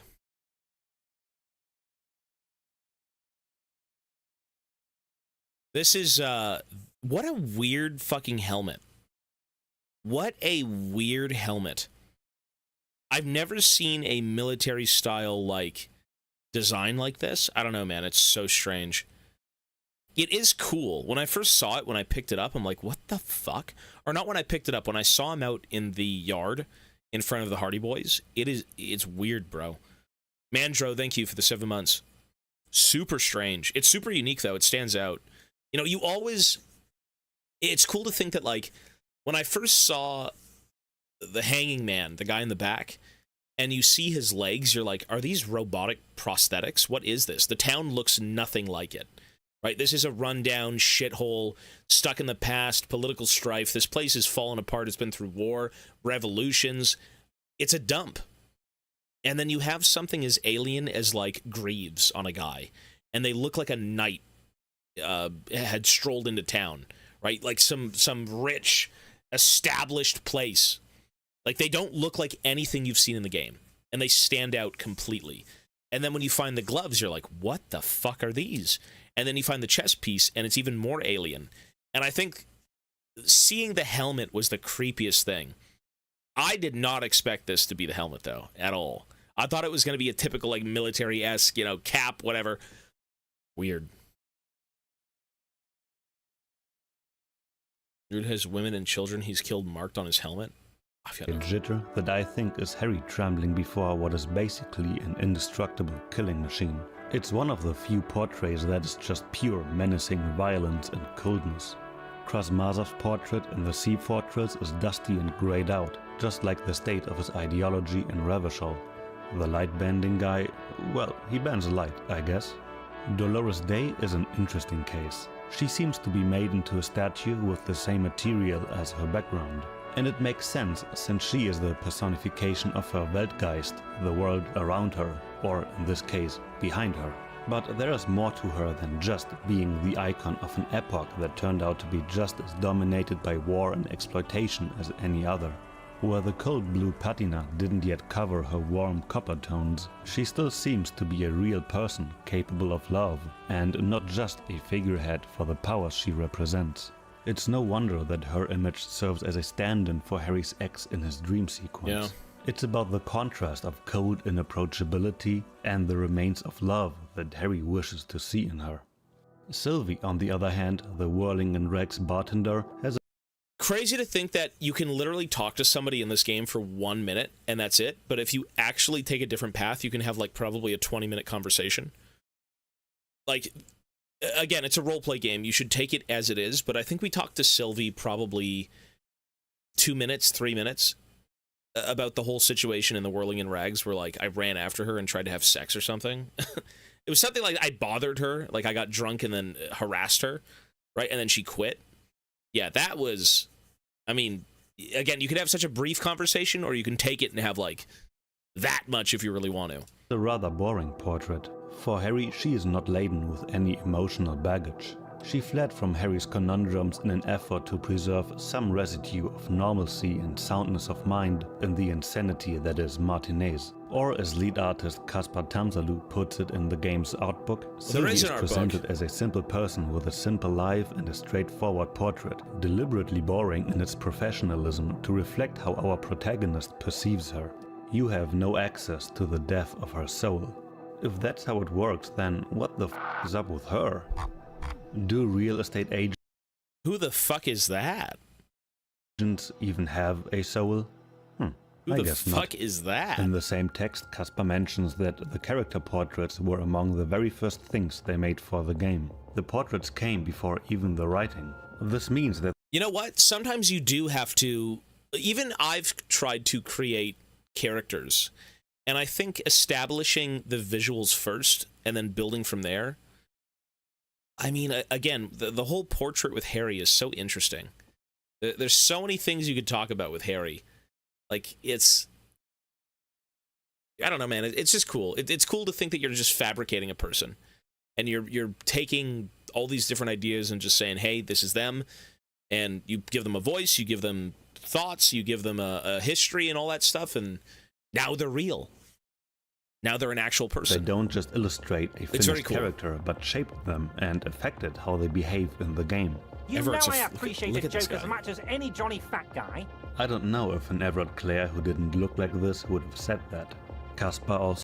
That is... What is this? Everard was a weirdo. I don't think... The in-game model, I don't think does this portrait justice. I think they look a little bit different, but, like, that is ghoulish, bro. This would have said that. Caspar also wrote about how Kim's the great, aggressively hard edges that dominate the portraits for the very physical characters have been replaced with softer, gentler, almost ephemeral brushwork for others. This is true for the skilled portraits as well as the characters. Compare the lines and contours of Cortanaia. This guy is fucking evil. This guy's evil as shit. This dude is dreadful to deal with. With that of the world and piss it, the punks were all talk and give in after the tiniest bit of pressure. When we look at Harry's archetype portraits, we see the same principles at work that we looked at before. Again, it's in how the character interacts with what's outside of their outline that we can see their relation to the world. Harry the Thinker analyzes his environment, channels it through a cool head, and produces a vortex of ideas like a cloud. The ray of light rising from his RCM plaque and mixing with his thoughts might mean that this Harry, more than the others, is guided by his role as a detective and is provided with a lot of classic detective skills. In contrast to the next archetype, however, this Harry is in a kind of capsule or dome, with his head in the clouds, secluded from the more unfiltered, immediate impressions of his environment, connected to it only in intellectual heights. Sensitive Harry is the opposite of that.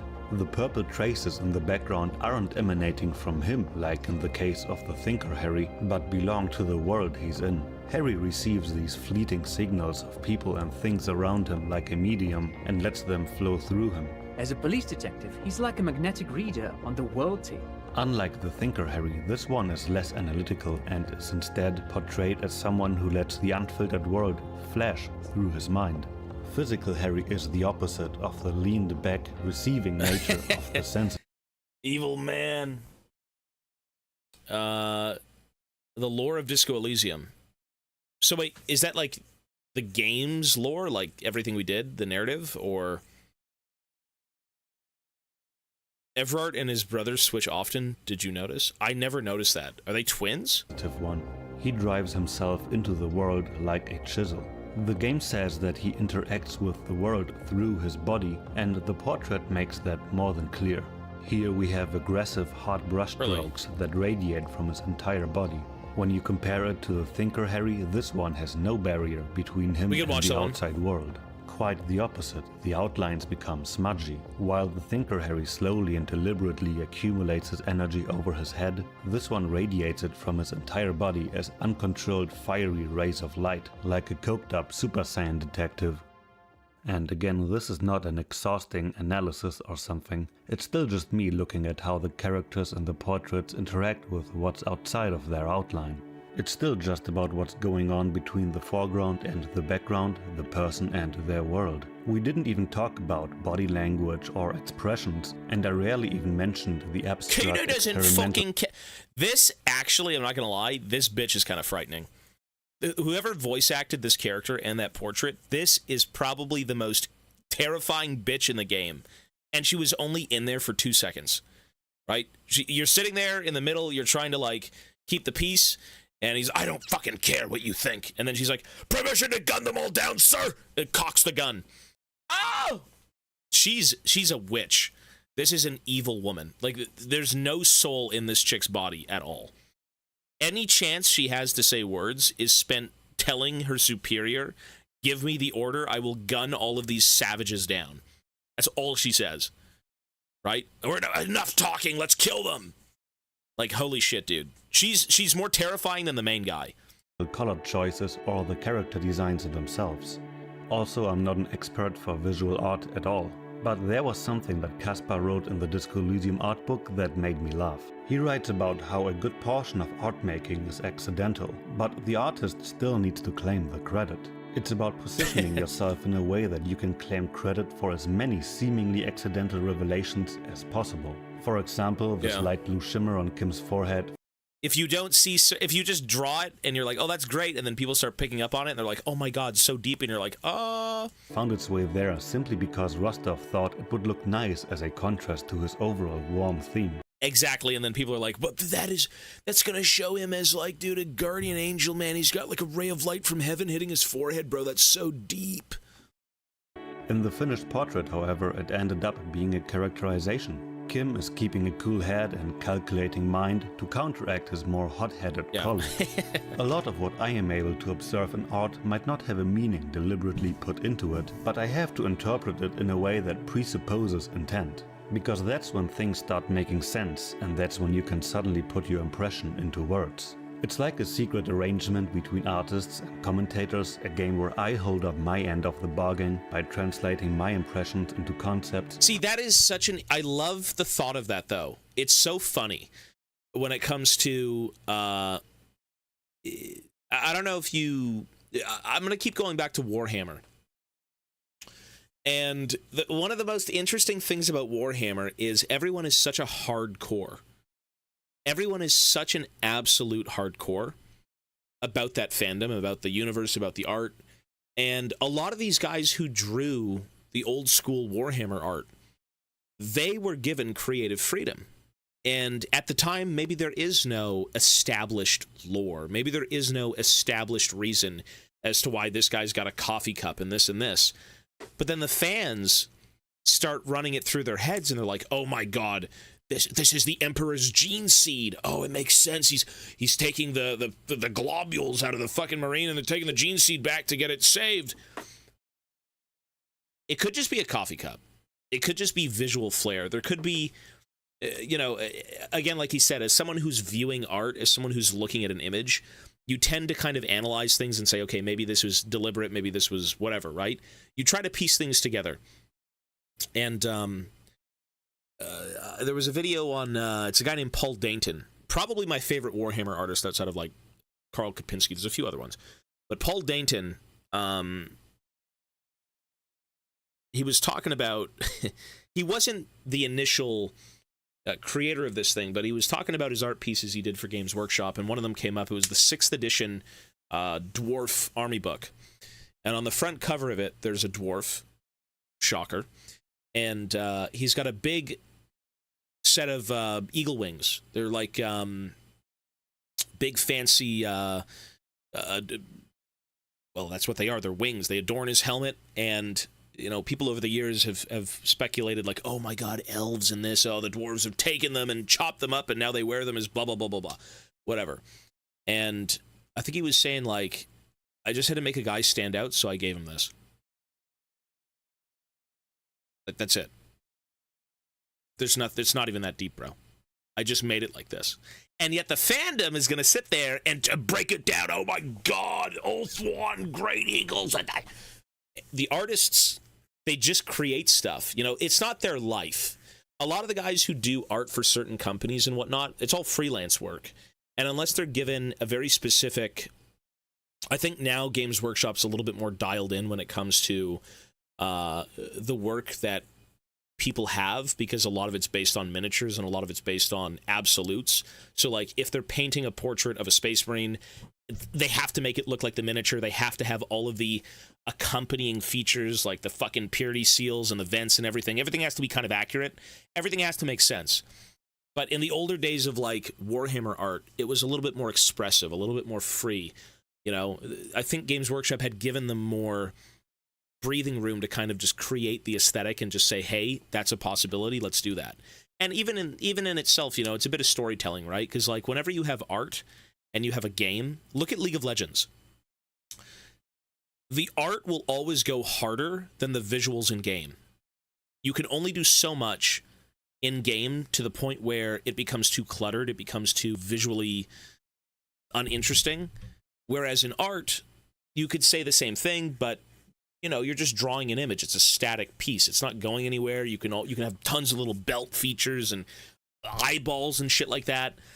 And you know, there's always that bit of disconnect, but like the art versus what you get in a product, it's really interesting to see that. Beaky Space Cops. Anyways, I just thought it was interesting. Principles and meaning that wasn't necessarily put into it. That doesn't necessarily... It's an interesting topic. That's funny. Yeah. Really mean. People like to give meaning to everything, but at the end of the day, maybe the guy didn't think much of it. You know, same thing with acting in movies. When you see Harrison Ford playing, like, Han Solo, to him it was a job. To him, he just wanted to play a character, and that was great. And then all the fans are going to sit there and speculate, oh my God, who sucked Han Solo's balls? Oh my God, Han Solo's got a cut in his forehead. Oh, that's the Geonosian fucking gladiatorial arena. He was never on Geonosis, but like, yeah, that's it. So, you know, I actually think, personally, when you do create an image, if I had to be an artist working on something, I would want everything to be deliberate. You know, I would want everything to have a story. I think for me that's the most interesting thing, because when it comes to creating a world and having people invested, it's the believability of it. It doesn't have to be like our own world, but like it has to be real in the context of like what's going on. You know, if you have Warhammer Fantasy and it's a bunch of typical Tolkien races running around, and you introduce a bunch of clowns and they come out of a clown car and shoot dwarven handguns, it's not going to make sense. But you have to keep it real in its own reality. It has to have laws. It has to have, you know, stories to things, because technically everything we have in life also has a story sometimes. You have a little cut on your arm. Is it just a coincidence? No, it was there for something. I've got cuts all over my leg from Mochi attacking me, right? So, funniest interpretation is that art when the old European set pieces have chocolate, existence of the transatlantic trade in the world. I don't know, man. There's a lot of... It's just... Games are always a collaborative effort. You know, you just got people doing different things. Wrong, just that the hermeneutic circle remains incomplete. And that's okay, because in reality art is neither anarchy of meaning nor a coherent signifying system. I found this ambivalence to be particularly evident in Disco Elysium's art, and it has to do with where it came from. Alexander Rostov, Disco Elysium's art director, who painted the portraits, traces the origins of his art style back to his childhood. I grew up in the post-apocalypse, amid the ruins of the Soviet Union, a newly born land of arms deals, rapid financialization and cowboy capitalists killing one another in the public squares.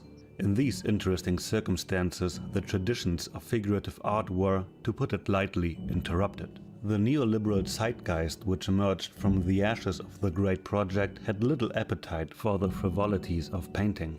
In its place, an aggressive conceptual art was taking the soap and sock to all other forms with what appeared to be vengeance. Nothing short of a complete reset of all truth and institutions of art. In painting, little else remained besides serious abstracts for bank lobbies, financed by the banks, abstract and serious themselves. Suffice to say, post-apocalyptic conditions were hardly ideal. Ew. Is that Harry Dubois? Is that an... God. Ideal for the study of art, and in isolation, one develops an uneven skill set. Much like the game itself, Rostov's art developed against the odds. He grew up as an artistic autodidact, drawing in sketchbooks that his father bound for him because the stores didn't have any. He found his first artistic role model in the concept artist Craig Mullins, one of the first visual artists to work with digital tools. His work was my first serious exposure to expressive brushwork and what you might loosely call impressionist or expressionist painting, and it completely blew my mind. The image seems to come together without much hassle. In truth, of course, his loose brushwork and seemingly effortless manner actually take a lot of effort. There's an intuitive understanding of how much needs to be depicted to trick you into seeing something that is not entirely there. It is painterly anarchy on top of rigid and true fundamentals. Mullins' influence, combined with an artistic skill set that Rostov himself says was very crude in many ways, resulted in what we call the art style of Disco Elysium. The autodidact, Rostov writes, must find a way to cover for their shortcomings and put forth their strengths. For example, one technique that arose from these conditions is the use of abstract flashes of color, splats of paint, and aggressive use of edge hierarchies, which are necessary to make up for shortcomings and impatience. I can't get over this. In composition. It's a bit like constructing a house on a shabby foundation and propping it up with flashy scaffolding when it threatens to tumble over. I do not recommend this approach. After a while, you start building tilted houses on purpose. Truthfully though, it is fortunate that my natural proclivities for expressive work fed so well into the subjective nature of Disco Elysium. It's this experimental style of well-maintained chaos that gave us the game's trademark contrast of grey, poverty-ridden harbor townscape aesthetics on the one hand, and colorful, aggressive flashiness that wants to break out of it on the other. I think it's the visual equivalent to the same contrast we find in the game's writing, setting and lore. Without its more fantastic excesses, it would be depressing instead of visionary. Sounds like turgid bourgeois social realism. I never met this guy. I don't know who that is. I never met him though. It's what elevates Disco Elysium from being stuck between post and pre-apocalypse into an imaginative piece of art. I hope, Rostov writes, that Disco Elysium reflects not on the collapse of something, but instead on the tendencies of an incoming new age of more bold and eccentric works of art. This game is good, man. This game is really good. I think there is, again, all of the portraits of your thoughts, all the different skills you could take on, it's so funky, bro. You look at it, you just don't understand. Measurehead VA? What? Disco Elysium meet Measurehead. That is, really? Meet Measurehead? Dizzy Dross?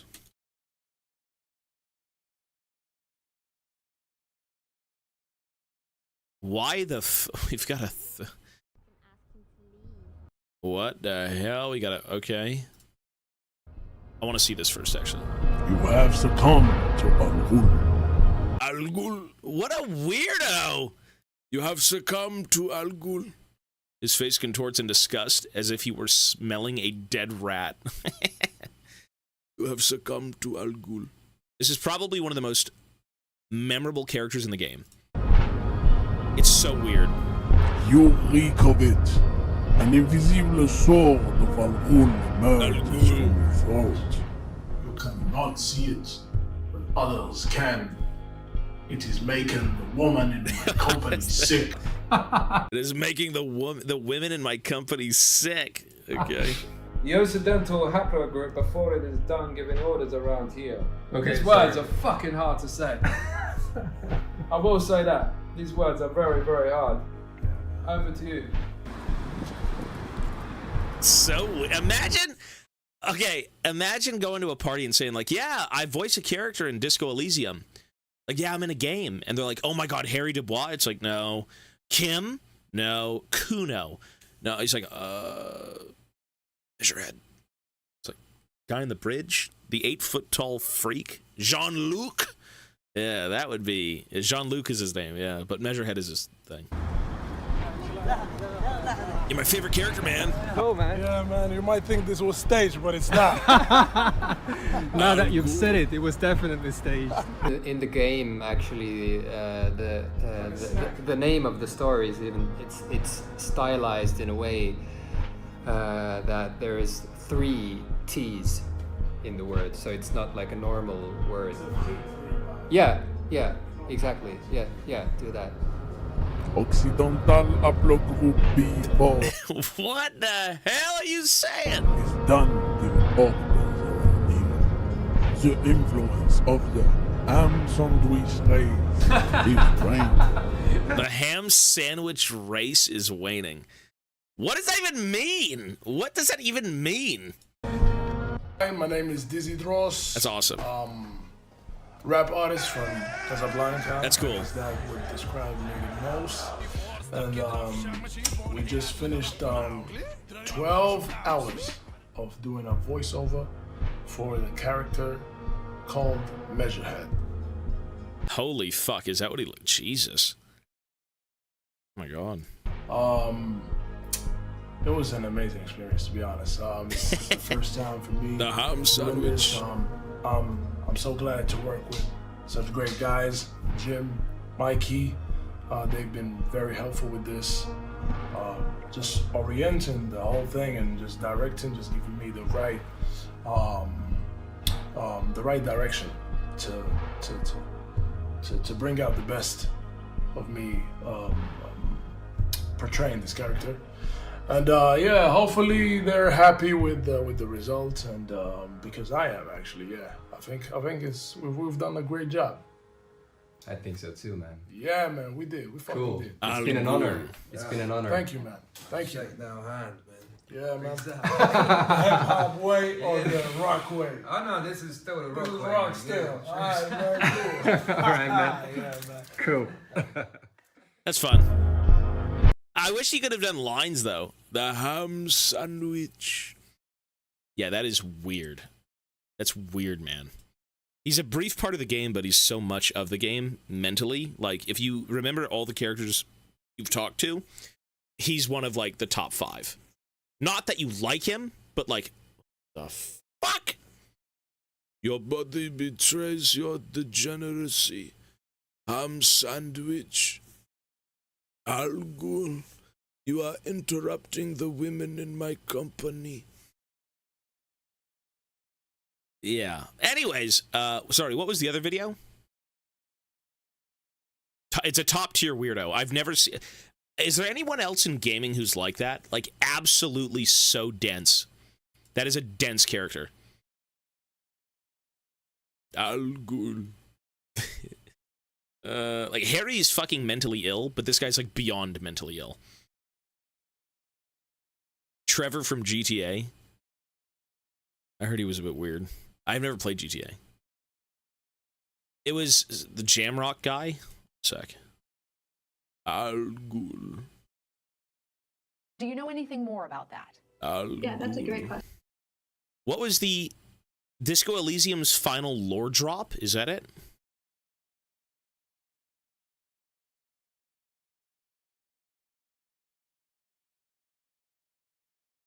Sort by popular?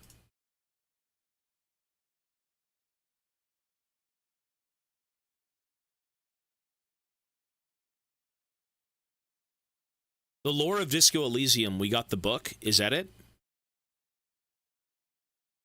The book? Okay, turn that down. Maybe.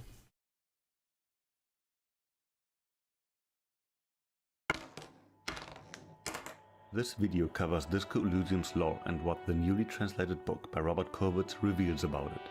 The first, shorter part of the video is about the novel and its context. Okay. I will not spoil the book's main storyline in either part, but there are spoilers about the world's development and side characters. Disco Elysium is by now a legendary game. Coming from the hands of a once small post-Soviet art collective from a country most people couldn't point at on a map, it soon gained laurels on a global scale. And with its fame came the fans' desire for more. Anything more. Disco Elysium, after all, means learning about Elysium, about the rich world that the game is set in. The game was always supposed to be just a first small introduction into what is yet to come. Except it wasn't really the first part. Soon, fans discovered the only other existing work of art that is set in the universe of Elysium, Sacred and Terrible Air, a novel written in 2013 by the leading genius behind the game, Robert Kurwitz. The fans hoped that the book will answer Disco Elysium's burning questions, like what is the Pale? What will happen to Revachol? What really happened to Harry that made him lose his memory? I actually thought there was going to be a really big instance with the Pale in the game, like it was going to take over everything. We were all just going to die regardless of what we believed in. Some like really, really cursed ending. I'm not sure if that's a thing, maybe, but... And do the funny voices in the head of this amnesic, brain-damaged alcoholic actually tell us the truth about this world? All things that I will talk about in this video. There was, however, one big problem. The book is written in Estonian, Kurwitz's native language. Estonian is a famously difficult language to learn and to translate. What is It's that? a Uralic language, nouns decline into 14 cases, and words look like this. Only a little over 1 million people speak the language of this small Baltic nation, making it difficult to find willing translators, preferably ones that are familiar with the game's concepts and vocabulary. And those who asked AIs for translations were met with an unreadable mess of a book that can be a little cryptic in the first place. There was an official translation planned too, and it's probably already finished, but my best guess is that the current owners of Zaum are withholding it to not further associate Elysium with its actual founders. Thus, a shroud of mystery surrounded the novel, and it became somewhat of an inaccessible artifact of hidden knowledge. Artifact. That was until, in the matter of only the last few weeks, several translations appeared online. The first one translated a Russian translation into English with an AI, since that was still more accurate than a translation directly from Estonian. The second one hired a professional translator. Most recently, a third group worked with a combination of native speakers and an AI machine translation. I personally like the last translation by Group eBooks the most. While I cannot vouch for how true it really is to the original, the sentences do make more sense, the vocabulary is more consistent, and it has an overall better flow. I promise to not be too explicit on the book's main plot. However, in case you want to know about it, I linked the summary under the video. Here I will only shortly talk about the novel and will then follow up with the main section about the lore of Elysium and what parts of it we can now better understand. After all, much of what we learn about the world in the game is through the funny guys in Harry's broken brain. I would not call that trustworthy. However, I was surprised by how many fan theories. What the fuck is that? Is that what happens when you break the expression? Oh my god. That's disturbing. That looks worse. Wait, so how do you... Wait, so what do you do? That's when you shave? You still have the expression? Oh my lord, that does not look right. But you gotta keep that, you gotta keep that. That is not right. It's not breaking the express, okay. You can shave in that? I don't know, bro. That's part of his character. You need the facial hair. Proved to be canon after all. Like Disco Elysium, Sacred and Terrible Air is a story about an investigation. It starts with the news about 4 young girls disappearing and then splits into 2 main timelines. The first is the year 52, he says it's 1 worse. year after the events of Disco Elysium. It follows our 3 protagonists in their early teenage years and how they met the girls and ultimately fell in love with them. In the second timeline, 20 years later, our boys, now malformed men, meet again. All malformed of them men? unable to process the Wait, is this... But this is not to do with the game. This is just lore of the world? This is more world building for the story of the game. Is essentially what this is. The books and games? Hardcore? Oh, okay. Yeah. Self-disappearance of the girls, all of them subjected what the hell is to malformed a way of coping. men? Therese turned into an unhinged cop with a fondness for MK Ultra style torture. Jasper became a filthy rich asshole with a libido only sensible to the charms of teenage girls. And the last one, Khan, is an overweight NEET in his mom's basement and an avid collector of disappearance memorabilia. Things that happen to get erased from history and leave little more than grey plasm on everything they are recorded on, while vanishing from the memories that people have of it. He wonders what the Pale has to do with all of that. Incited by a new lead and their need for closure, our 3 friends decide to investigate once again to find out what happened to the girls. The book can be challenging to read, and this extends beyond translation problems. It often resembles a montage more than a storyline. You will inevitably see the role of... Is that it? Wait, so is the expression gone? Is that what happens when you break the expression? So that's not when you shave, but when you break the expression? No, the expression is the best. You gotta keep the expression. I mean, that's just... This is even more depressing. Is it? I'm not sure. I don't know if it's more depressing. It's a bit more lame, I guess, but... Investigator yourself to make sense of things, puzzling together clues and scenes, moving around in the book from time to time to revisit Pain Without Acceptance. This is Acceptance? Yeah, yeah. The previous chapter. I don't think it's a coincidence that COVID's next project was a video game. It is in many cases the medium that is already anticipated in his style of writing, plot progression and world building. World building is something that COVID spends a lot of time on. This can be exhausting in a linear... World building has to be one of the fucking craziest things ever in fiction. When a lot of people pull from real world things and they incorporate it into their own, But to establish an entire new world with laws, with people, with places, with just so many alien things that may feel familiar but are not, that is tough, bro. Just think of all the shit you have to come up with. The currency, the look of the currency, the government, like the local laws, just people in general. It's geography. It's nuts. It's just so nuts. Good luck if you want to do that. Good luck. Have fun. Medium like a book, because it's it very takes cool, a lot though. of space and inevitably slows down to make world building work. progression. Obviously, this is not well, we won't be able to watch that now, but artistic choice, and it's always Kovacs interesting. is a master of these kinds of excursions. They do fit organically into the whole of the novel and the investigation, especially in retrospective. But maybe I am spoiled by the non-linear, interactive nature of Disco Elysium that lets you have the freedom to pursue the case when you want and to spend an hour. And I'll say this. I remember when we started Disco Elysium, I said, oh, this game's kind of like, what's that fucking hard Russian game? I think it starts with a P. What's the hard Russian game? That's a shit ton of talking. Pathologic.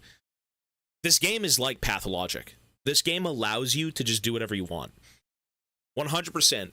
In a way, I feel like Pathologic, beating that game and playing that game, helped me play this game completely. Because in this game, the only sense of direction you have is what you hear. He said this, find that. She said this, find that. Right? You can wander off aimlessly and maybe find a lead, but at the end of it all, not having a sense of direction in games like this is the hardest thing. You feel helpless. Pathologic in particular is infinitely worse than this game in terms of how they allow you to exist. In this game, you don't need food. You don't have to fucking, like, scrounge up guns and all these other things. Like, sure, you do find a gun and whatnot, but Pathologic is, like, super CBT survival sim with, like, plague mystery, yada, yada, yada, yada. Really weird, man. Listening to Joyce's remarks about similar, the but when you don't. I'm aware that it's an unfair treatment of the book. Any book, really. But as someone coming from Disco Elysium, how can I not compare the two experiences? In the novel, whenever I thought, thank God, the investigation is finally progressing, the paragraph ends and we're back at a beach scene from 20 years ago, or in a vivid description of an overgrown railway. These kinds of parentheses feel like our old buddy's Shivers or Encyclopedia popping up in our read-through, providing us with more or less relevant knowledge about our world. In a video game, many parts of this ornamenting writing style and environmental storytelling are absorbed into the game's environment itself. You see the overgrown railway when you cross it on the way to your suspect. The ornaments are already there, everything that surrounds the plot is already in the world, and you are free to stop and observe or to just let it sink in passively. Again, this is not a judgment of the book or a discussion over what the better medium is. After all, I'm an avid reader of complicated books myself. It's just that I'm amazed after witnessing how elegantly the style of Kovacs' book was translated into the mechanics of Disco Elysium. It's, for example, hardly surprising that he went for the skill system, always commenting in opening parentheses. It's the perfect translation of his writing style into gameplay mechanics. And there's one more analogy. What the hell is that? Is he deep fried? What is that? How do you have 2 health and 1? What the fuck is this? Is he a mud monster? That's if you didn't use the mirror. Oh my god. That's horrifying. Jesus. The novel does not have a clear ending. I already talked about how the montage style of the book puts the reader into the role of an investigator, actively revisiting paragraphs and connecting chapters to the main story that at first glance appeared as just some nice-to-know lore insertions. It puts you in a role that is more interactive than that of a simple reader whose thought process is little more than the linear progression of the book itself. It's a role that the reader can only fully assume when they maneuver Harry through the streets of Revachol. I am La Revacholière. I am the city. I am a fragment of the world spirit In 22 years, the first shot will be fired. Not a shot from a gun. An atomic device that will level all of me. And indeed, 22 years after the events of Disco Elysium, a fleet of masked war destroyers crosses the Pale to the Insulindian Isola and fires a nuclear bomb on Revachol. We do not know about the fate of the game's cast, but if they stayed in Revachol, they are dead. We do, however... Holy shit, that's horrible. Well, there's the reason we don't have the sequel. We know that in the game, Esprit du Corps and Shivers let you listen to the head of the police station's plan to recruit Harry for a revolution in Revachol only months after the game's events. So maybe they get attacked because it worked out, like it happened once before, or because it didn't work out and they became too unstable to defend themselves. But there is more at play. The book hints that Mask wants to release the dormant anthroponetic catastrophe, meaning the Pale Hole in Revachol, in an ongoing campaign to sink the world into the Pale. Why? Much of this has to do with a new innocent from Mask, the nihilist Ambrosius San Miro. I quote, "Just like the first innocents, Pericarnassus once brought the concept of God to the humans, I infect them with the concept of nihilism. I am innocent and now you are too. I attack Revachol, then Grad, and then further. It never ends. I am evacuating the world. We will go to live in the past. All that remains of this world is a memory, an anthroponetic catastrophe. This is where nihilism leads. It is no longer what should be or what should not be. It simply is. The entire world is a zone of imminent anthroponetic catastrophe." Mask, under the direction of San Miro, does indeed not stop at Revachol. At the end of the book, they attack Grad too, and the world is at war. And not just with Miro, whose last words about the anthroponetic catastrophe prove to be true too. The world witnesses a sudden onslaught of Pale that takes massive stretches of land in all of Elysium. And wait, so this is canon? This is from the book? These are the events after Disco Elysium? And I'm assuming if they came out with a sequel, it would be before this happened. I don't know if I like that. I'd like to think this... okay, interesting, but... Massive migration streams travel through the world. The prevalent feeling is that the end of the world is at hand.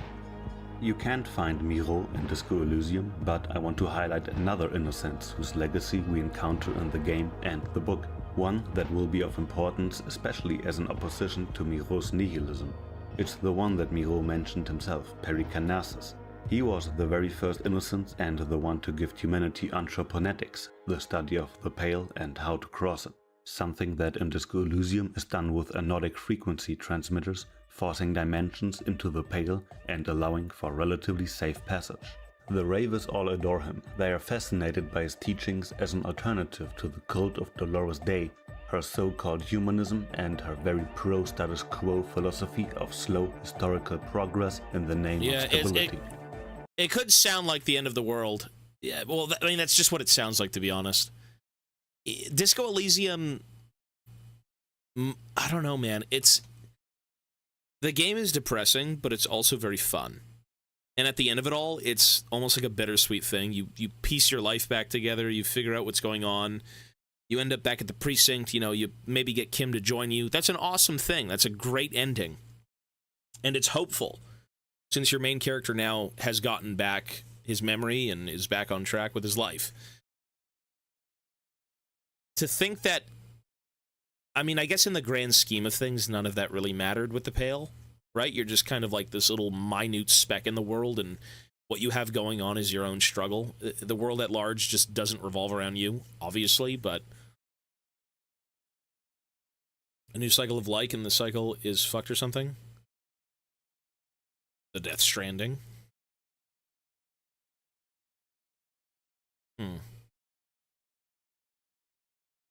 There probably is more endings. Well, that's one of the endings I got. I'd like to think the ending I ended up getting, if you want to have a sequel, I mean, technically you can make a sequel start however you want, but like, maybe you do end up in the gutter again. I don't know. Who knows how the sequel could have gone? Who knows? This religion of history is false, Core. It has collapsed. We know from Encyclopedia that the Pernicanesians theorized about love being the key to immortality, or at least humanity's survival. For the Ravers, the core of Pernicanesianism is the very concept of love and unity. This is what being hardcore boils down to for them. Nordic music and dance are the sacraments of their religion. It is not a coincidence that their club is set up in a church. The Pernicanesian church is about love, and Nordic music is about love. I got love for my Pernicanesian posse. Love is the relay out of death. We dance! The relay out of death, this is where it gets interesting. The book features a character named Ulf, the self-chiller. Ulf's deal is that he is a medium. Through Nordic music, he seems to harmonize with the Pale and is able to extract information from it about that which is dead and bygone. And when the Pale inevitably encroaches on his part house, part discotheque, it seems to freeze first, and only when he stops the music, the Pale takes his home too. Knowing this, we can assume that the fan theory about the nightclub saving the city from the 2mm black hole might be right. The followers of Dolores Day previously built the church to achieve this. So they've known it for... Encasement, confinement, of something they were afraid of. But it is only when the church becomes an Nordic music club that it fulfills its function. When Harry encourages the Ravers to create an actual nightclub and not just a drug lab, he has given Revachol a few more years. Ulf the Self-Chiller is a para-detective, not unlike Harry. For Harry though, the parts of his detective's kit that seem paranormal work a little differently. The Pale too came with you. No one remembers it before you. The Nidarians do not. The radially symmetrics do not. There is an almost unanimous agreement. This creature, this fucking, the Insulindian Phasmid. I mean, this thing's been here for what? Hundreds of years, thousands of years, probably. It's seen people come and go, civilizations, right? I mean, is it 300, is it not 1,350 years?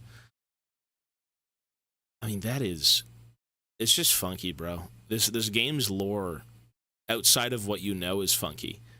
When I heard about the Pale from Joyce, and it was supposed to be this encroaching doom, and in going through, it's like the past and all these different things are all jumbled up in it, and one day it was going to take over the world. I mean, that's such a left field thing for a mystery game, for a little detective case game.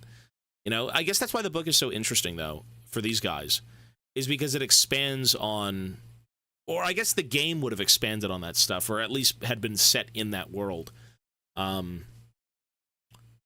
That it isn't just like this little isolated incident. It's not just like, oh my god, there's a body and that's it, and you're a detective. Like, again, the world building. There's so many things to make this place feel real. It feels so alien when all the world feels very real. Well, the Phasmid and the Pale are the weirdest things. The little hole opening up in the church, stuff like that it's so weird, man. But it does feel real. Yeah, for sure. It's a left fielder, bro. I don't know how the fuck they made an alien, a little fucking Insulindian Phasmid reed monster, work in this game, but they did. It's so strange. It clones itself so it might keep its memories before 350. I think it did say that, right? It is a nervous shadow cast into the world by you, eating away at reality. A great, unnatural territory. Its advent coincides with the arrival of the human mind. We suspect it will be something like the oxygen holocaust, only much worse. Yeah, exactly. Instead of air, you bit of magic left. Thoughts. There are no trees that eat thoughts. We have already seen that Harry's hunch as a cop of the apocalypse turns out to be canonical. He is not just delusional, not just projecting his own suicidal ideation. The world is indeed ending. The Pale is in the process of taking all of ELYSIUM, as confirmed in the book, but we never know why. When we ask the Phasmid what the Pale is, it says something interesting, that it's a byproduct of human consciousness. We know through Zaum-issued artwork that the Pale seems to be brought into being by so-called magpies, humans that are sensitive to a cryptic stream of future that flows into our present. When true novelty is extracted from this stream and then manifested as, for example, art, technology, or ideology, it is something that does not belong in the current world, breaking the laws of causation and linearity. So, is the Pale just correcting what's wrong with the world? Is it just trying to go back to, like, a bit of normalcy? It's resetting the world so that people can kind of start anew? Is that what that is? That's what that sounded like. When people kind of step out of line, is entropy, yeah. It's really... It's just weird, but it's such a weird thing. What a weird concept. The laws of causation and linearity. The Pale is the manifestation of a future that was preemptively realized and thus void and dead upon its arrival in our reality. This is why Noid and the Crabman call the church a sarcophagus, built around something dead, because the Pale is dead nothingness being spilled into our timeline. Harry too might be among those that are receptive to these streams of future. After all, Shivers, Corpus Esprit, Half-Light and Inland Empire do tell us of things that happen in the future, many of which we can now confirm to be true thanks to the book. And do you remember Ulf the Self-Chiller from before, the paranormal investigator? The book says he reads the sweeping Pale like a magnetic reader, just like Trant says about Harry that, as a police detective, he's like a magnetic reader on the world team. There are other references to this magpie mechanism in the game that you only notice when you know of it, like when Gary speculates how the Zeolites use technology from the future to gain the technological edge over their competitors. The future. The Zeolites are helping themselves from the future. And every little incremental improvement they receive in the present has major ripples all along the timeline. That creates a loop, right? The more advanced tech they send here, the more advanced they become in the future. This kind of development via true novelty is not sanctioned by the moral intern and its philosophy of slow progress that I think is at least partly created to stop the spread of Pale. You must understand, the moral intern is responsible for ensuring the continuance and flourishing of mankind for the next 3,000 years. They do this by mapping out the actually possible future from the standpoint of the present in datasheets called contingency spreads. Responsibility for developing contingency spreads is only assigned to highly trained analysts working with advanced radio computers and a steady supply of truth. They use them to police the novelty-related deviations that occur against their prognosis. Revolutionary Revachol fell outside of these planned-for contingencies and was a deviation. And that's why the Pale is here? So, I mean, it's just... Is this some sort of, is the Pale supposed to be like a metaphor for something, like controlling and staying in line and shit like that? Is that what that is? It's a little... Is that what that is? Some weird shit like that? Skip the quest line. Well, I didn't skip anything. I just don't think we had time to get to it. Some of the Pale stuff is a little bit beyond me, to be honest. One sec. Disco Elysium.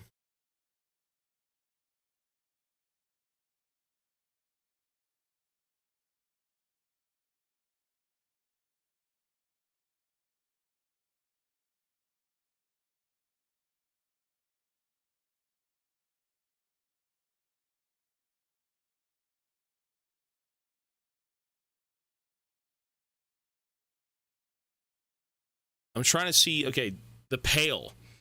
It's like dark matter, no one really knows what it is. They can measure it, observe its properties, and see that it's growing. The world of Elysium is distinct in that it is not a single contiguous landmass, but consists of vast continents of matter, isolas surrounded by separate tissues. Tissue is called the Pale and the most dominant geological feature of the world. The interstellary mass at a ratio of 2 to 1 to matter. But how do you take things from the future with people who... That's like a Death Stranding concept, bro. I don't understand that part. Something about people who can see the magpies, but like, what the fuck is that? Like, is it just what people are born with? That's what I'm saying. People can just interact with the future. Visionaries. Wasn't Harry a visionary? That's why he, as they said, he can do all these things. Is it people who can interact with the Pale? Pale can relay past and future information. Yeah, that's what happened with the lorry driver when she's talking about a bunch of different people's like memories. Can access the future and take ideas and concepts from it, thus creating the void which arrives when humanity arrives on borrowed time. Okay, yeah. That makes sense. I get that, yeah. That's what that sounds like to me, too.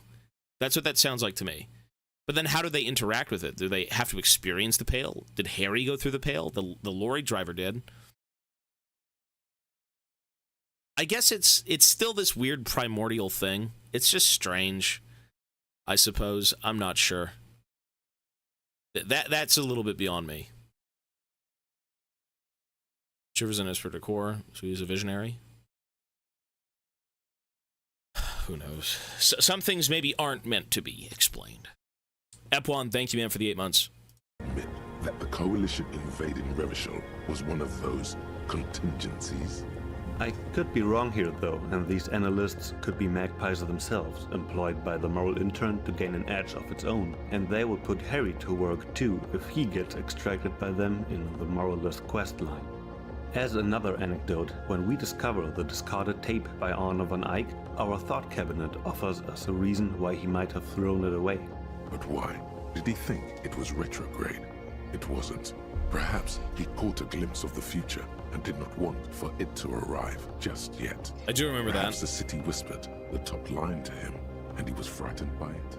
A music from before its time, from a future that should not arrive just yet. Maybe we found it just at the right time. It's a recurring theme in this video that a lot of the kitschy, edgy, or straight up unhinged comments by Harry's skills and thoughts, the ones you usually dismiss with a chuckle, are meant far more literally than we thought. Take our favorite edgelord Half-Light, for example. Tremble. The time is now. Ta'ola. Time for the show. For Ta'ola. The hallowed time of fear and disintegration. A countdown has begun. All will collapse on itself. The world will disappear into a single grain of blackness. All sound will be muted. All life will scream. Ulogu Theodos, Xeno Zausin, Ipoli Osithien, Echondes Phronisen. I guess apocalyptic yeah, I was gonna say, yeah. Palindropos. And that option makes sense now. Items, people, even words will tumble. All will lose its meaning in the coming years. The world island crumbles at your feet, and in the far plain, Palindropos.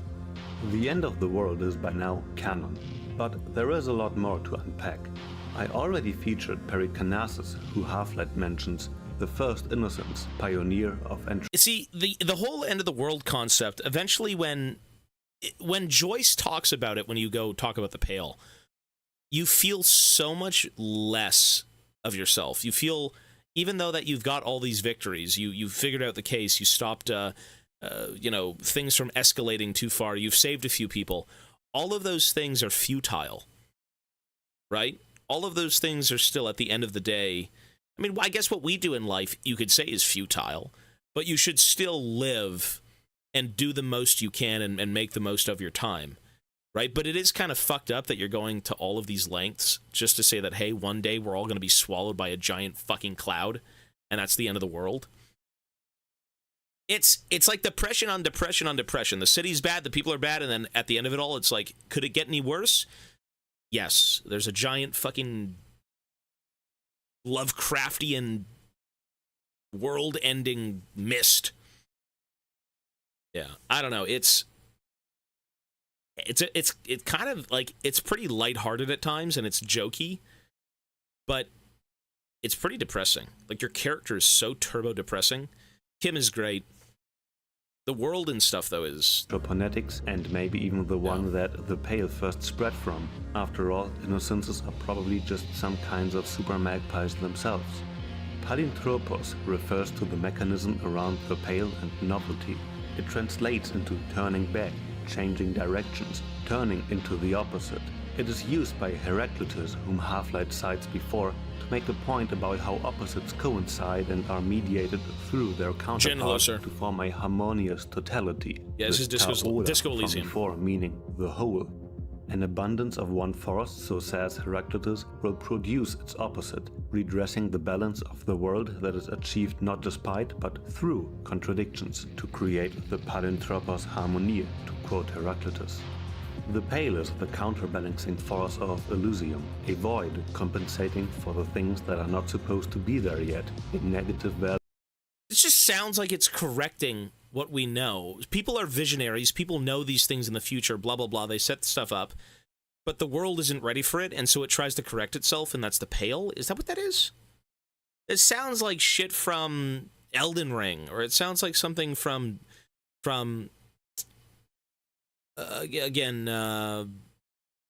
Death Stranding is what it sounds like. It's such a weird... It's a little bit hard to understand, I'm not gonna lie. The rest of the game seems fair enough. Pretty grounded, simple world building, sure. The Pale is probably the weirdest thing in the game that I'm still kind of not fully grasping. Or maybe I did. To counterbalance the surplus that humanity is appropriated from its future. It is, after all, against the laws of reality, or thermophysics, if you will, to just produce something out of nothing. That is why it's like if you eat an ice cream you were supposed to eat tomorrow, you will be hungry tomorrow. That's what the Pale is. Yeah, but why do we manifest it?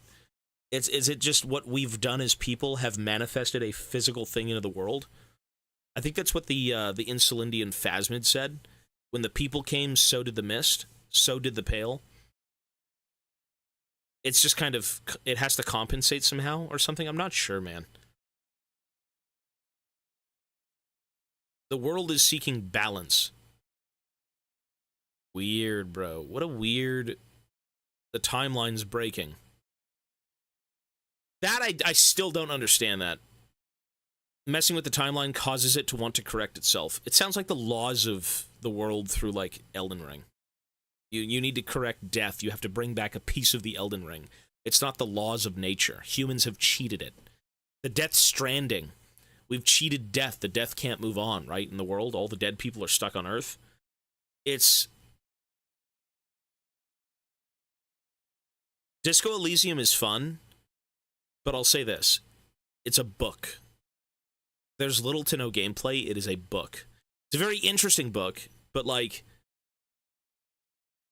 If you stick with Disco Elysium, you'll probably end up loving the game. As did I.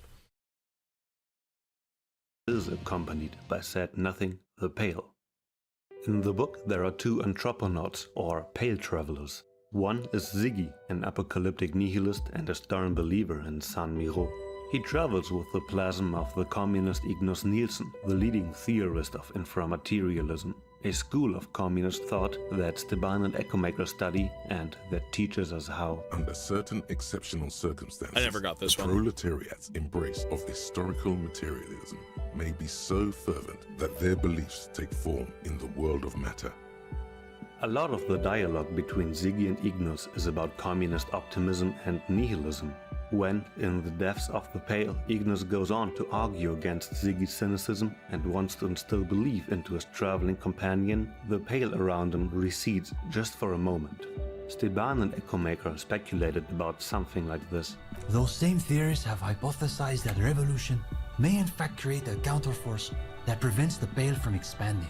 And just like the cult around anodic music traces back some of its core elements to the Church of Pericarnassus, it might be similar for Elysium's inframaterialism. The theorist Puncher and Whatman, not inframaterialists, but theorists nonetheless, say that communism is a secular version of Pericarnassian theology, that it replaces faith in the divine with faith in humanity's future. I have to say, I've never entirely understood what they mean. I'm convinced that this is a reference to Marx's critique of Hegelianism, proclaiming that it must lose its mystifying idealism to reveal its rational kernel. By repeating Marx's figure of thought, inframaterialism puts perikinesis from his head on his feet to conceive of the real material forces of history, the potential of humanity, and maybe the material equivalent of perikinesian love. Both inframaterialism and the hardcore mode of being operate in some reference to perikinesian thought. This is so beyond me. This is the shit I don't understand. I'm not well versed in any of this stuff. This is completely over my head. Everything else I enjoy. Everything else I'm very much in line with so far. This is way over my head, bro. I'm just, okay, the parakeets, they do fly through the air. They're birds, yes. Oh, the Holy Church. Jesus. Yes, communism. This is weird. I'm not really... I mean, the people who wrote this game clearly have very thorough knowledge of politics. The book. Only Oath of the Self-Chiller and the Plasma of Ignis Nielsen were proven to have repelled the Pale for just a few moments. Ultimately, this leaves us with only two things that might be able to delay the onslaught of Pale: communism and being absolutely hardcore.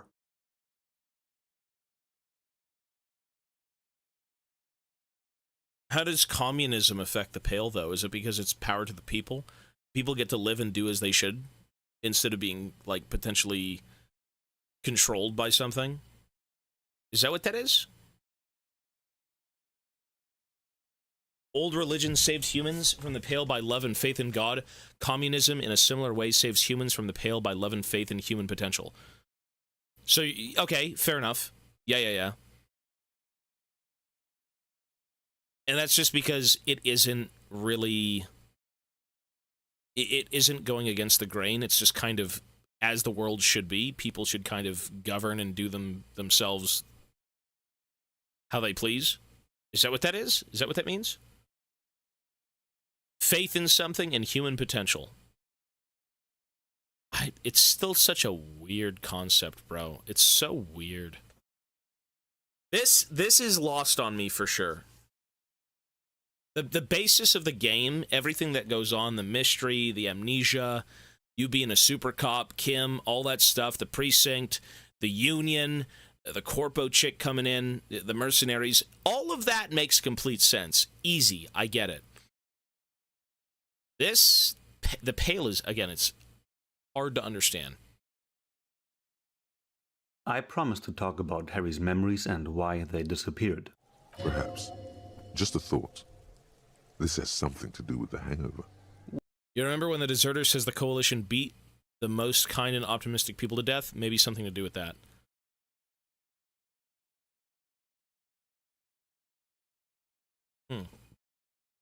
Maybe. I don't know, man. Like I said, I do remember that, but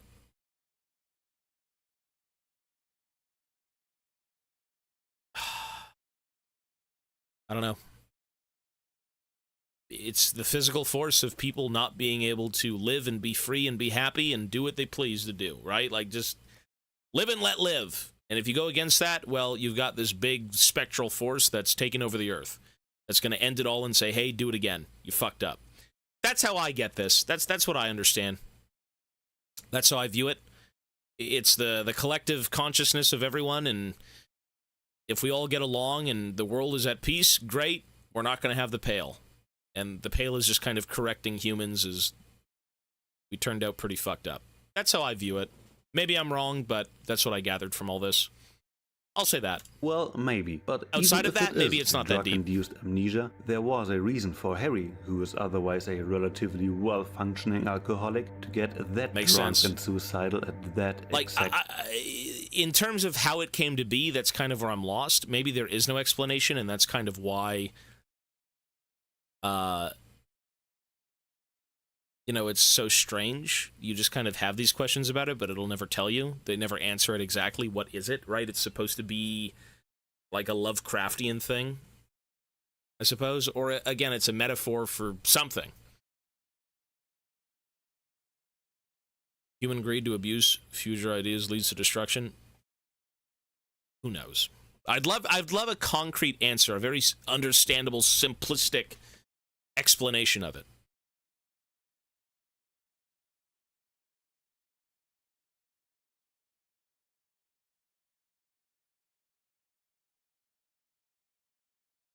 Indere, thank you for the 7 months. Appreciate it. It's very good. We're chilling and losing our mind trying to think of something in a game. Time and place. Throughout the game, we realize that Harry knows too much. He fears the coming end and even learns about the nuke. And most interestingly, Sona also mentions how he knows far too many details about the 2mm pale anomaly in the church. What the hell? What the hell? Oh my god! Elton Johnny! Elton Johnny, Polish King! Polish King Elton Johnny. Oh my god. 25 gifted subs. Thank you, Mr. Johnny. I dare even read the end of that. Elton Johnny has gifted 25 tier 1 subs. They've gifted a total of 1,178 subs. That is insane, man. Thank you, brother. Hey, look, I know I don't see Elton Johnny around often, but very generous still, bro. And again, the event's still here. I saw you recently, and then I saw you a couple months before that, I think during Resident Evil. And you're still here, sir, so thank you. That's fucked up, man. Hey, you've been very kind, dude. He's probably not even here right now. Is he? Is he aware that he's even here? The pale is in his mind. Dude, Elton Johnny, thank you, man. If I can offer you anything, it would be a spin. If you'd like a spin, we can do that. If not, no worries, sir. And thank you. Let me know, though, okay? And we shall give you what you need, sir. Let alone an amnesiac one who doesn't even remember his own name. Harry's own theory is that the memory loss has something to do with the pale hole, but he can't prove it. Here again, the book helps us out. Memory loss is a main motive of the book too. You might remember the protagonist who collects disappearance memorabilia, traces of things that vanished from records and collective memory. His theory is that when things cross through the pale and accidentally enter a pale anomaly called a superdeep, their whole existence, including the memory of it, is deleted from the world. The old pale driver tells us about this exact superdeep too. Usually the effect of the pale is to invoke memories in a person, their own memories and those of the world. But they say there is a point, one that I have not crossed, in the pale superdeep, where every step you take is one step further from home, no matter the direction. It's a point you cannot come back from. Your mind becomes so radiant with the past, there is a flip. Instead of writing, it erases memory, nearing some kind of indescribable finale. Maybe you've been down the motorway south. Maybe Harry went down there too, where the pale starts to... Does this game try to criticize how corporations steal the future of the next generation for profit? Well, I mean, the corporations trying to come in and... What were they trying to do? Solve the strike? Right? They say, get back to work, we own you, blah, blah, blah, and then everyone's unionizing, and they're like, okay, well, we own the whole show now. I mean, the whole game is just power to the people. I guess, you know, that's kind of just it, I suppose. I don't know what else to say. Just let the stream flow so I can come back sometime later. Hey, you're good, bro. Hey, Johnny, thank you, man. No worries, that's fine. And I could spin it later, too, if you want that. But if not, you're way good, sir. Thank you, man. Yo, Pixel, happy birthday, man. Holy shit! It's his birthday. Hey, I hope your 67th birthday is a good one, sir. I'm catching up to you. I've got 5 days left until my 67th.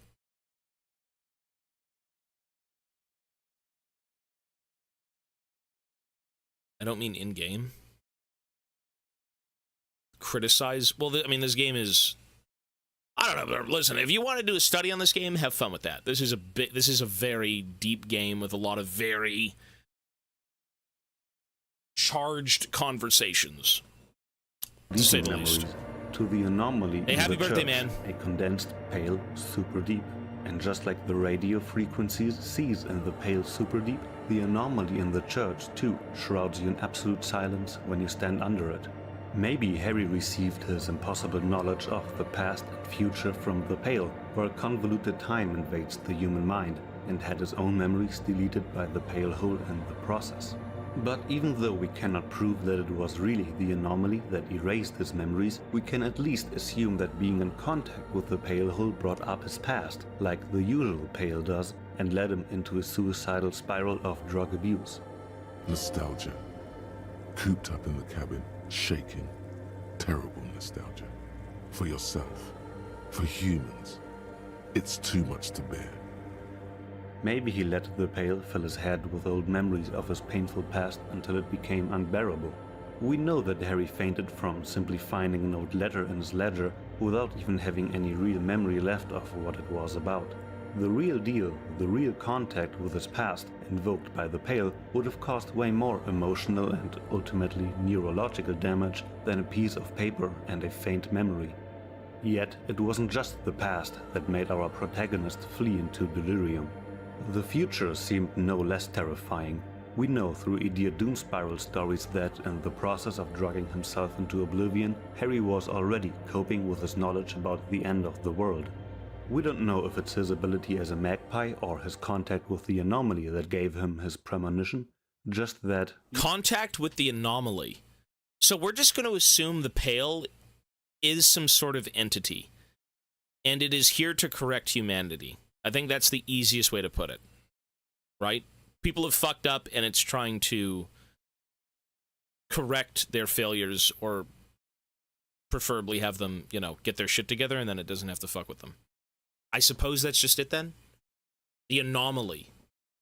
Rev the engine entity. And screamed at the top of your lungs. The time hath come for Tequila Sunset, the end of all things. Let's finish up by talking about this end of all things. For me, it is one of the most impactful takeaways of the book that I will carry into future playthroughs of Disco Elysium. It fully recontextualizes Disco Elysium when we know that it was a deliberate artistic choice by the game's creators to place the game in a pre-apocalyptic world, and beyond that, in the city that will be the first one to go. Probably in the lifetime of Harry, who, together with his companions, will probably die. Why did they make that artistic choice? To answer that, let's have a look at an adjacent yet opposite genre. We have all grown accustomed to apocalyptic and post-apocalyptic games, shows, and movies. In our 21st century, they have become more or less ideologically hegemonic mass products of our pop culture industry. Because ironically, even though they are apocalyptic, they still serve as escape fantasies. They are about delegating responsibility and guilt, reducing social complexity, about thoroughly enjoying a highly stylized badass hellscape, and about coping with the alienation that is already forced upon us by our pre-apocalyptic world. Having an asteroid, a zombie megavirus, or some madman with nukes destroy humanity is always more comfortable, cathartic even, than facing the truth that it will not be one ahistorical, abstract big flash, but the self-imposed horror of slowly rotting away through decades of boring mediocrity and slowly decreasing living standards. And when you think of it, no one has yet written a dystopic hellscape that is not still somehow appealing and aestheticized, with characters that have not only adapted to the misery and alienation, but seem to thrive in it. But when Harry tries to embrace it all and be an edgy apocalypse cop, it's actually just really sad because of how obviously he is coping. Even our edgelord Half-Light admits it. It's totally also a coping mechanism. Being devoted to the end of the world is just as much an escape mechanism as naive optimism and ignorance. When Harry succumbs to his delusions, they are not delusions of a happy world, but, and I think this underlines my point, of a dying one. My favorite Walter Benjamin quote says that humanity's self-alienation has reached such a degree that it can experience its own annihilation as an aesthetic pleasure of the First Order. This is the grim enjoyment of the drunk, self-destroying apocalypse cop indulging in aestheticized death drive. It is the cathartic pleasure of Apocalypse that his innocents Ambrosius San Miro and his disciple Ziggy give into. Even communist Ignus Nielsen proclaims that if the world is not able to love itself and his idea, the second best outcome is total annihilation, when the world is finally encapsulated in the darkness of the sacred and terrible Pale. Disco Elysium, however, starts the exact other way around. Harry, after a sloppy suicide attempt, floats in a comfortable darkness. The first thing you do as a player is telling him not to give in, to go back into a world where there's nothing but pain for him. Disco Elysium does not want to offer escapism, not even into catastrophe. That is because, as Robert Kovic said himself, Disco Elysium is not a paracosm, meaning a fantasy world to flee into, but the opposite. It aims to be more real and horrible than our real world. It exaggerates all that is interesting and terrible about history. And it's far more terrible and demanding to stay sober, figuratively and literally, in a present that is blindly hurling itself towards a very grim direction than to either ignore or to submissively accept and anticipate its worst future. That is why Elysium is neither post-apocalyptic nor non-apocalyptic. Disco Elysium is allergic against this kind of repression that keeps you from facing reality full force. That is why even the harbinger of the apocalypse, Tequila Sunset, still breaks down crying at the end of every second conversation and is always one dialogue choice and a skill check away from killing himself. And it is also why the world of Elysium is slowly being rendered uninhabitable by the Pale, a byproduct of human civilization that we exhale in the name of progress, causing mass displacement and migration into the few livable areas left, all while Elysium's nations are in the process of spreading the Pale even further, if it only means gaining an economic edge over their competitors. It does ring a bell, and because it rings a bell, they made Disco Elysium play there. The magical part of Elysium's magical realism is there to make it more real than our real world. You walk around in the streets of Revachol and suddenly you realize that you know that kind of person or ideology, but you see it by means of their disguise, not despite of it. Caricaturists know that a little distortion is better suited to depict reality realistically than a realistic drawing ever could. Elysium's method is a similar extrapolation. All that is interesting and terrible about history, and only that, magnified, rarefied, spreading outward from reality like a dark grey solar corona, the crowning ceremony of the world. Disco Elysium and Sacred and Terrible Air both start with a small-scale investigation that... Wait, hang on. That's when you save Kuno? What the fuck? ...scale investigation that escalates into global dimensions. Maybe it's because I spend too much time with both that my video wants to do the same. You might not believe me, but I already cut a lot out of the original script. After all, there is still much to clarify, especially if you read the book.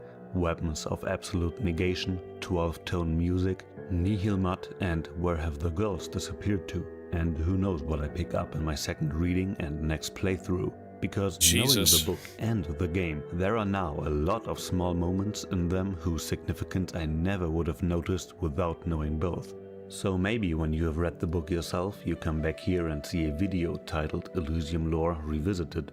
But in the meantime, I already have other disco-related stuff in work that I mean, honestly, I get it, but I don't. I get it, but I don't. I understand. I understand, but I don't. I still don't.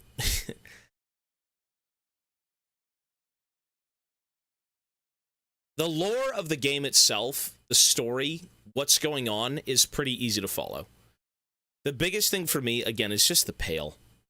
I don't think you have to think too much. I think a lot of these fancy big words, too boring to get it? No, I don't think this game's boring at all. Surface level understanding, exactly. And I think for me that's enough because I'm a casual gamer. I don't study these games like these guys do. Like this guy probably only plays Disco Elysium, and he knows his shit, and he knows he could say gibberish, and I'd be like, that's thought provoking. Oh my god, true. No, this guy is. You're the boring cop. No, this. You know what, man? You leave it to the experts. The Pale is just a setting. It's not the focus of the story. No, it isn't at all. I understand that completely. It's just one part of it. It's one part of the world. But I think I'm pretty satisfied with what we know about Disco Elysium. 100%. And I think you can kind of understand it by just playing the game. You don't really need to know too much. If you're someone who's very, very intrigued by certain games and you want to sit there and break them down and watch 100 lore videos and converse with other people, and you know politics and you know all these different facets of, like, the unions and this and oh, the war, you could probably talk about this game forever. But I really do think it's not beyond, surface level Disco Elysium, pretty simple. Detective story, union mob boss guy, corrupt takeover, followed by the corpse coming in and saying, hey, get back to work, we got shit to do. Right? It really is pretty simple. I think once you start getting into, again, the world building, the Pale and all these other things, and all the political ideologies at hand, and, what everyone believes in and stuff like that, yeah, it goes a bit deeper, but regardless, I think one of the things he said was it was a magnification of, like, a lot of problems, a lot of bad things throughout history, and that's kind of what I get from this game, for sure. Everyone you talk to is kind of set in their ways. No one seems to really want to evolve. No one seems to want to go anywhere. Everyone's just kind of, like, just existing in a dead and soon-to-be, well, soon-to-be dead world, we'll say.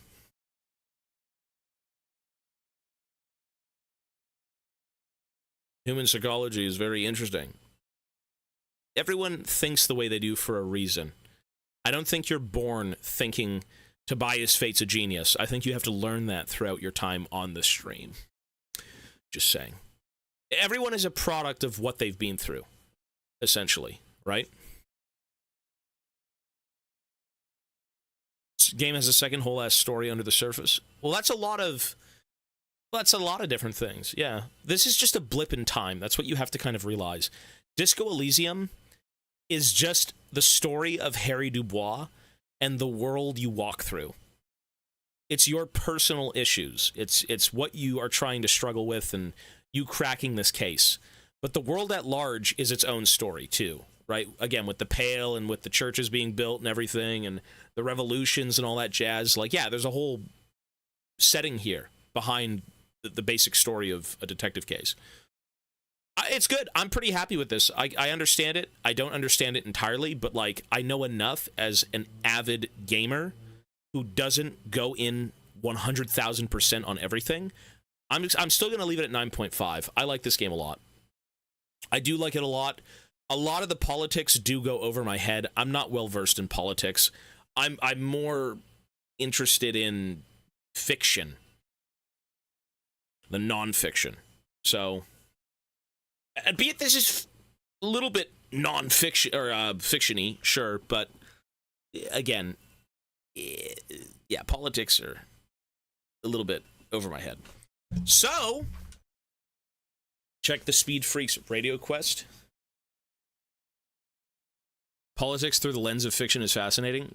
There's a lot more shit going on in fiction, for sure. You can really make it crazy and then kind of throw in real-world things. Yeah, you can. Everything is based in reality, though, right? Like I said, everything is just taken up to 11 in this game. It's like all the bad shit throughout history, all the ideals and whatnot, things we've thought of and how we want to govern other people and shit like that. It's just dialed up to 11 in this one little centralized area.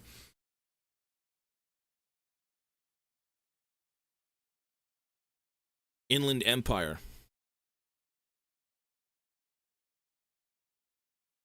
Capitalism, cyberpunk, ideal communism, Star Trek, ideal communism, IRL communism, China.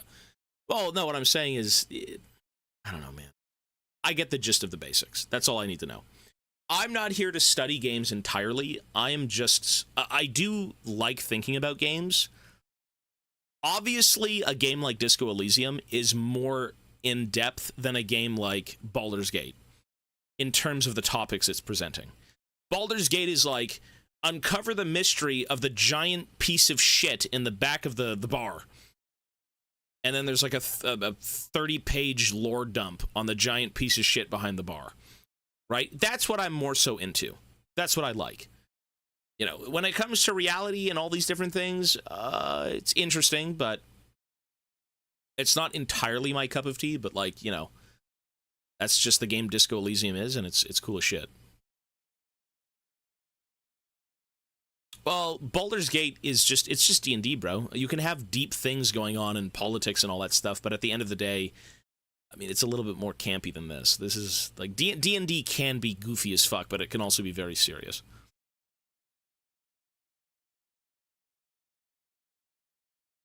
No, I know it's everything. It's a bit of everything. It's a world. People have politics, and you've got governments and everything. D&D is not just a brain-dead setting of, like, fantasy. Neither is Warhammer. Neither is any of these things. Okay. I would say we're pretty much good with Disco Elysium. Honestly. I think I'm pretty happy with it. What is the Pale? It's a mystery to me. I think it's a mystery to everyone.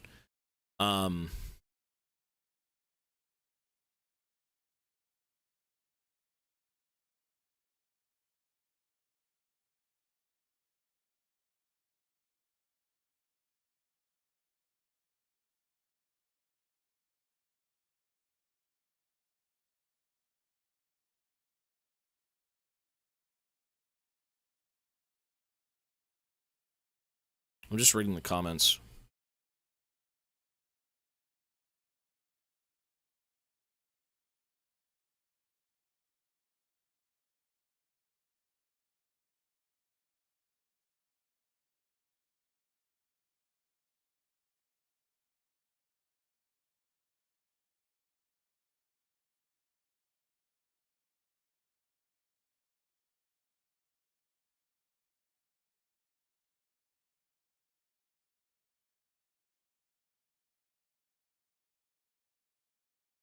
Reading stuff, hang on.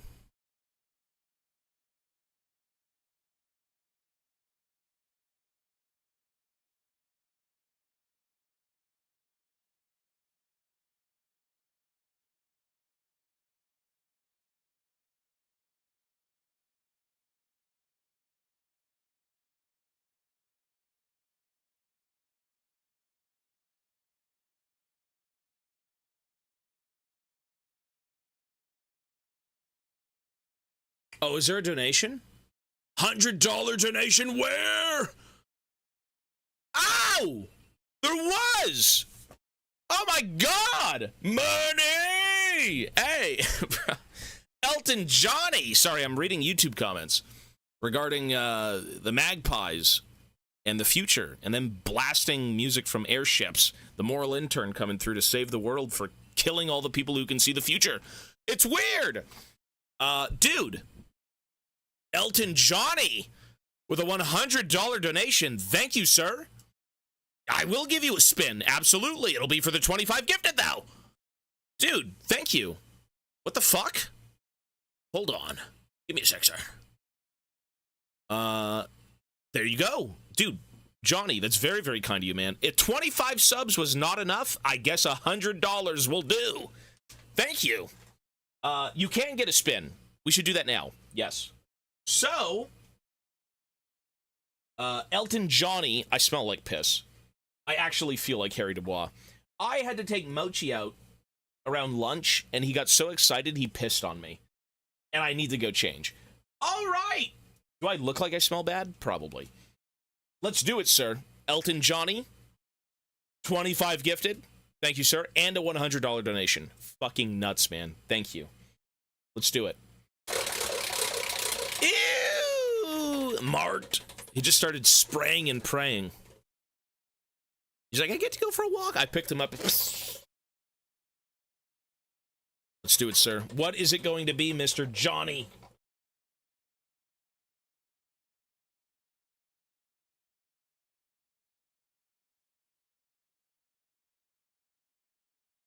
Oh, 25%. So that is going to be 50. 25% of 50 is 12.5. 12.5. So you are at 62.5. You are adding 3,750 seconds. Thank you, man. And also for that donation, dude. Thank you. That's a left fielder, bro. I appreciate it. If the subs weren't enough, he said, by God, have some more. And I said, thank you. Thank you, sir. And Ale as well. Holy shit, man. Been a while. For fucking tier 3 at 81 months. I have not seen you in a long time. I hope you're good, man. Ale, thank you, sir. He says, hello, friends. Pokey, 43 months. Thank you. He says, can you add Subway Surfer gameplay? I should. So, before we end on this game, the Pale is something that people brought on. It is a force within the world that manifested through all the fucked up shit people have done. And, well, I say fucked up shit, but like, you've got the whole magpie concept where people can pull things from time, concepts and things that they figure out before it's actually a thing, which in turn fucks up the natural order of the world. And so the Pale is there to kind of correct that. Is that what that is? Magpie concept. I need to look into a few more things before we end this. Disco Elysium.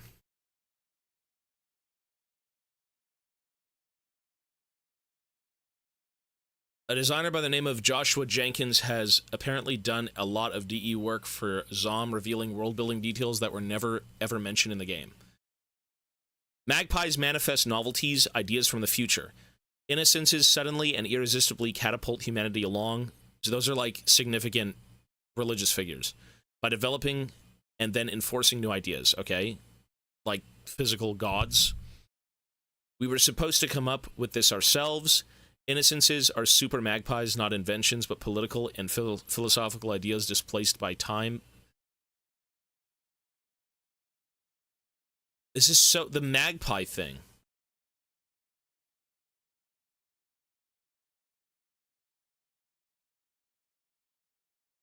People are just born with this? Is that why Harry can just figure things out?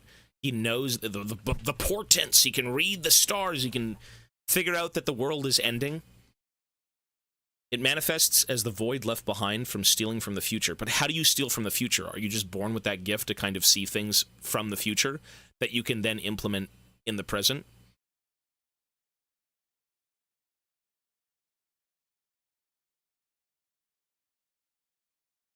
Foresight? Yeah, but how do you have that foresight? Are you born with this, what would you call it? Clairvoyance? You can see things you're not supposed to?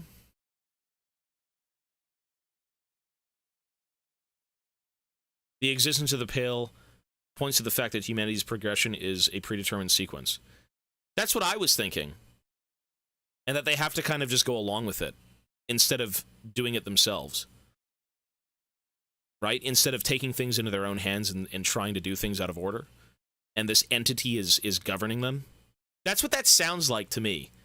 The Pale sounds like some sort of like cosmic governing force that has people kind of on this right track. You have to go this way. If you step out of line, you know, you're going to be punished. We're going to reset you and do it again. That's what that sounds like to me. That's what that sounds like to me. Because this thing also has a consciousness. It when you have the music playing and stuff like that, and people are living and joyous and they're existing in the now, it backs off. So clearly it's alive. It's like an entity, right? That's how I understand the Pale. That's how I understand that stuff. The greater will. Maybe that's it. Maybe it's not. That's what I believe it is, but that's an interesting concept.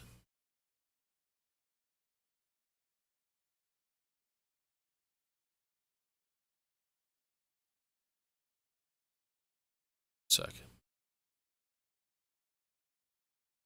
Humans with the creative capacity to decrypt and potentially use it to manifest novelty. Crypto-conveyant phenomena, CCP, is an unquantifiable data stream broadcasted from the future to the past. Okay.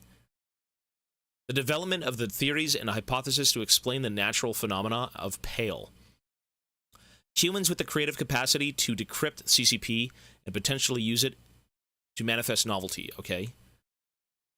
A uniquely original concept, technology, artistic endeavor that did not exist prior to the conception, then funds the Pale, a corrosive byproduct manifested from the conversions of CCP to novelty that breaks down all matter.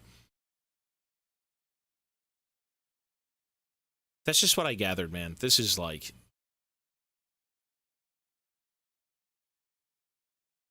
You have been given resources in order to live. Don't use the resources meant for the future generations.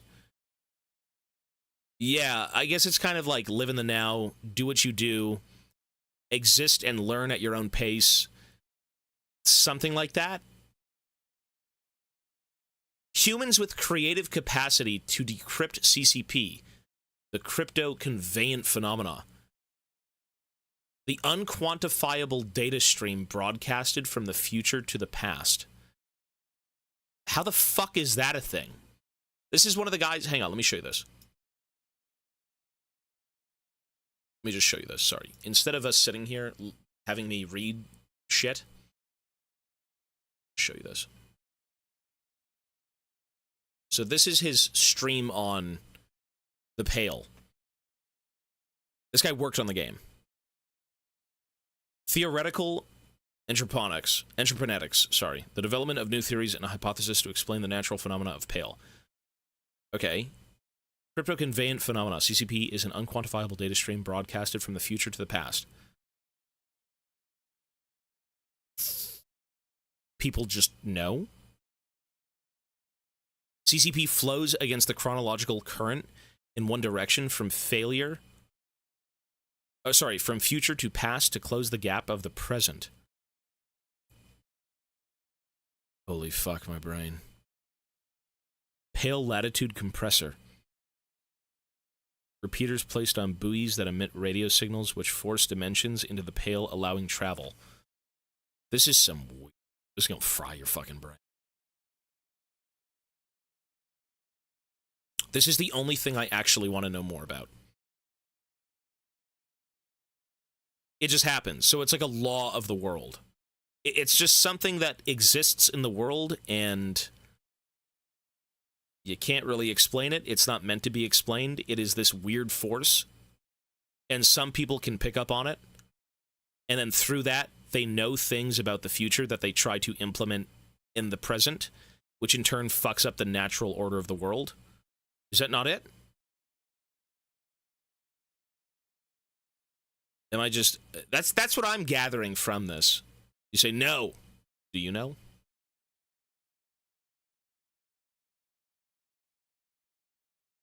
Suck. So weird, bro. So strange.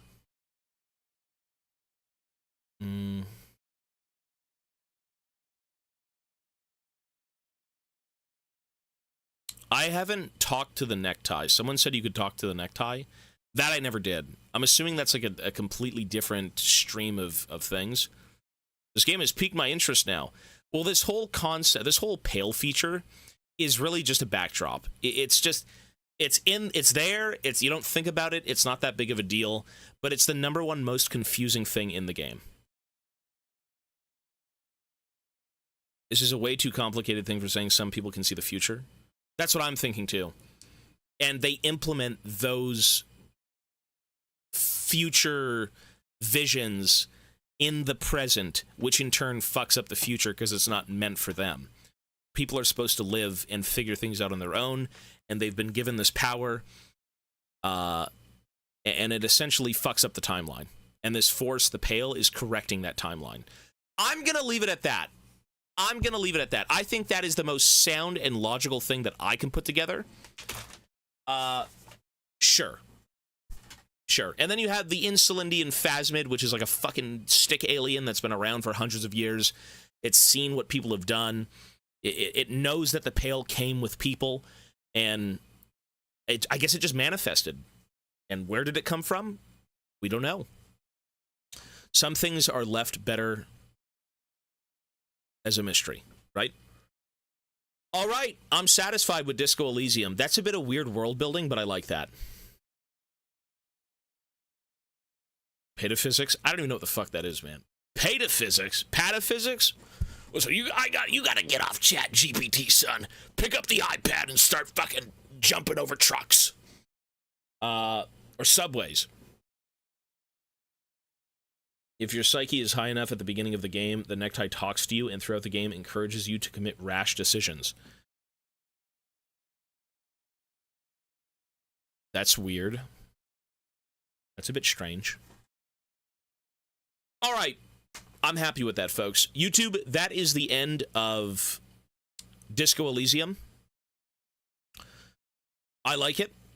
I think there's a few things that do go over my head a little bit, but like... Yeah, well, we always miss a bit of content. I don't think we can even do Squirrel with a Gun today, to be honest. Squirrel with a Gun is like an entire day's worth. It's a game worth replaying. I think so, possibly, yeah. Not that I would want to replay it, but like, it's... If you love... What I like the most about Disco Elysium is the mystery, is the stagnant city, is the people who really live in their own little world and they cannot move on. They don't know how to evolve. And I do like the weird fantastical shit as well. The Pale is cool. The Phasmid is cool. It's a pretty intriguing little setting. You know, the world at large is not just Revachol, obviously. The world at large, I mean, all the little islets are all blocked off by the Pale, and everyone's isolated. Everyone's stuck in the past in their own little world. It's really intriguing. I'm sure there's some underlining, you know, message of, oh, this is bad, this is good, yada, yada, yada. But, again, I don't know. I like it. I like it for what it is. I'm not 100% in tune with everything, but I don't think I've been 100% in tune with any game I've played. Well, we're not even at there yet. We're not there yet. I'm probably going to do Baldur's Gate in about 2 days. So we're going to do Squirrel with a Gun tomorrow because I want that to be one stream. I don't want to break it into 2 streams. Wukong as well was a one that I'm not 100% sure on just because it is the people, you know what? It's unless you sit down and you study these games thoroughly, it is hard to understand everything. The reason these people understand so much more with the game is because they sat down and they did this stuff. They took the time. They love it. They've turned it into a job. They've turned it into a pastime that they're very happy with, right? You're making excuses to play Warhammer. I don't want to play Squirrel with a Gun in 2 streams. I want to do it in 1 stream. Like, I have to leave and go have dinner, and then I have to come back, and we have to stream a little bit longer. And I actually have to go do a few things tonight as well, so I may leave an hour early just to go get more stuff done. We've got, I think, 4... On top of all the other shit I have to bring out, throw away, box up, we've got, I think, 4 light bulbs that have died, and I've never replaced them. And since we have people coming in, I think, next week... that has to be done well before they arrive. On top of just a bunch of other shit. This week and the next week are going to be a little bit busy, but like not I'm gone all day type of busy. Usually on weekends, that's what that is.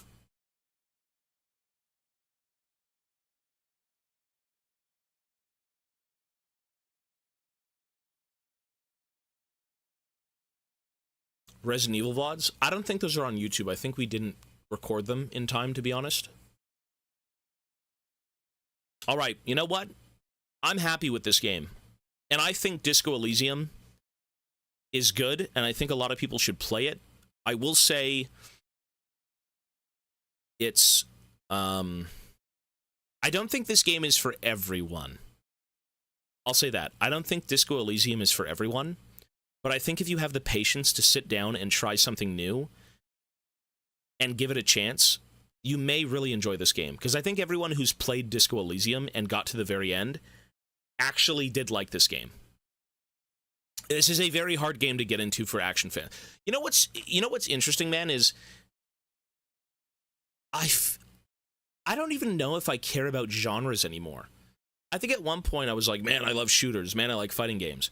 But I also like novels, and I like stories, and I like characters, and I like settings. And all of these games are basically that, right? I was never really big into games in terms of big universes and stuff. It usually came from, like, Warhammer, to be honest. That's probably where it spawned from. Lord of the Rings, etc. But it's so cool to get a glimpse into... Well,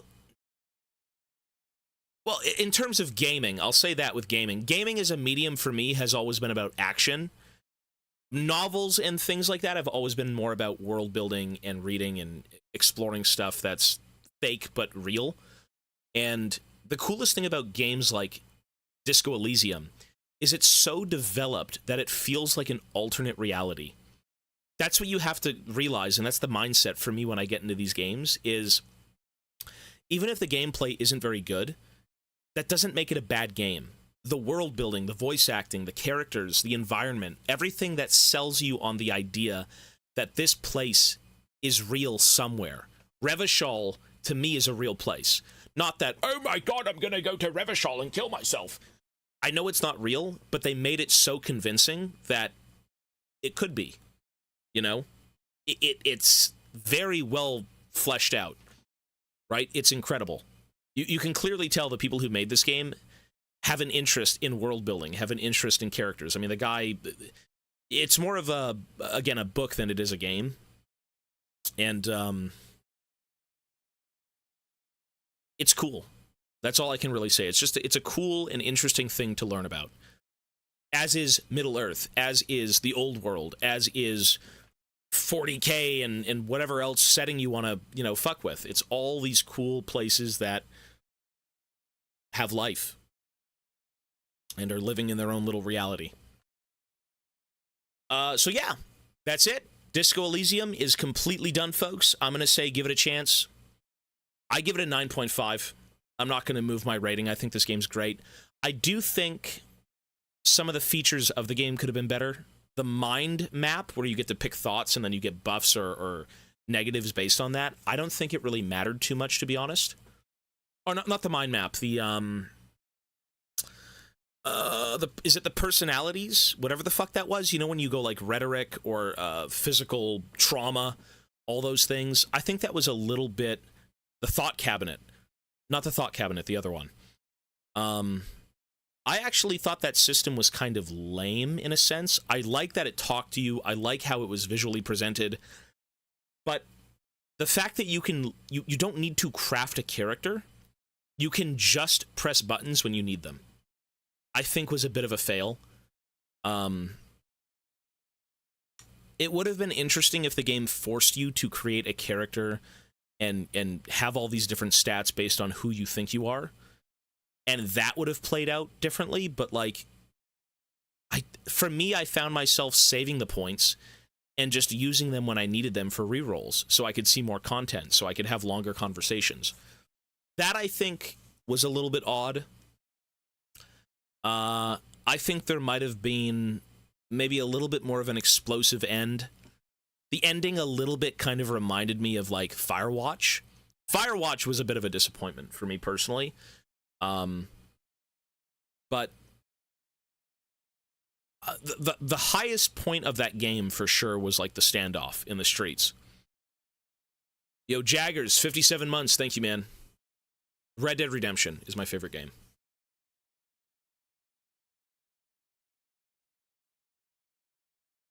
Some character intros do spoil a tiny bit about the character's initial motives in this game.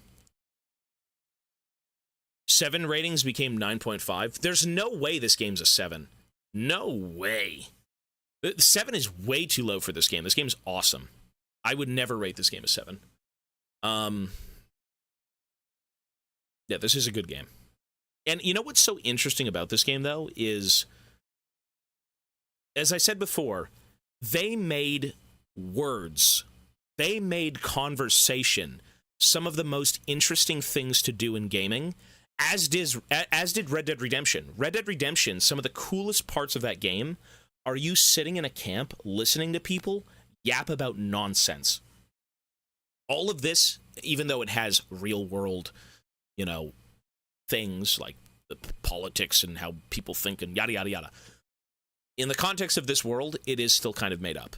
And you're sitting there listening to made up nonsense. Like, okay, Red Dead is set in what, the 1700s? Is it the 1700s? 1800s? Is it the 1900s? Fuck, it's not the 17th century. It's the 1900s, right? Some of it's bullshit. It's all just like, oh, we got to write some cowboy stuff. And you're like, oh, that's cool. And it's very intriguing. It's very human as well. This game did a very good job in making you feel like every character was real. Every character had something going on below the surface, right? All of these years of pent-up rage or just people kind of vibing and living in the moment. Everyone felt real. Or you had Al Ghul on the bridge being a freak. Also, I don't know, give the game a 9, nothing more, nothing less. It's more of an experience than a game, Red Dead 2. You know why? Because to me, it doesn't matter so much about the gameplay. For me, how I view a good game is how much I enjoyed it beyond pressing buttons. I'm sure IGN could come in and say, this game sucks cock. You can't turn into a monkey and have a boss battle. You can't press buttons. But that's just not the experience. For me, this game was so, like, again, the conversations, Kuno, right? A little kid. But Kuno doesn't fucking care. Kuno's gonna kick your nuts off, you fucking pig. And you've got the little rat behind him. Oh, you guys are beep. That is as exciting as a boss battle in Elden Ring. It is as exciting as seeing all the crazy things in Wukong. Genuinely, it's that fun for me with its writing. That's why the game is a 9.5. It doesn't need to be flashy. It doesn't need to be anything in particular. It needs to be enjoyable and cool. And this game stands out on its own entirely. I don't think I've seen a game like Disco Elysium. And I don't think... I would say this game probably has the best conversations I've ever seen in any games we've played outside of Red Dead. I think this game makes talking to people so exciting. I think so. Like Red Dead, I mean, there's a bit more heart in Red Dead, I think, because you see more of the band that you kind of travel with, but yeah. Anyways, Kuno could have replaced Kim with your decisions. I hope not. Like, he does, from what I've seen and been told, but, like, yeah. Yeah, you're good, Squizgar. All good, man.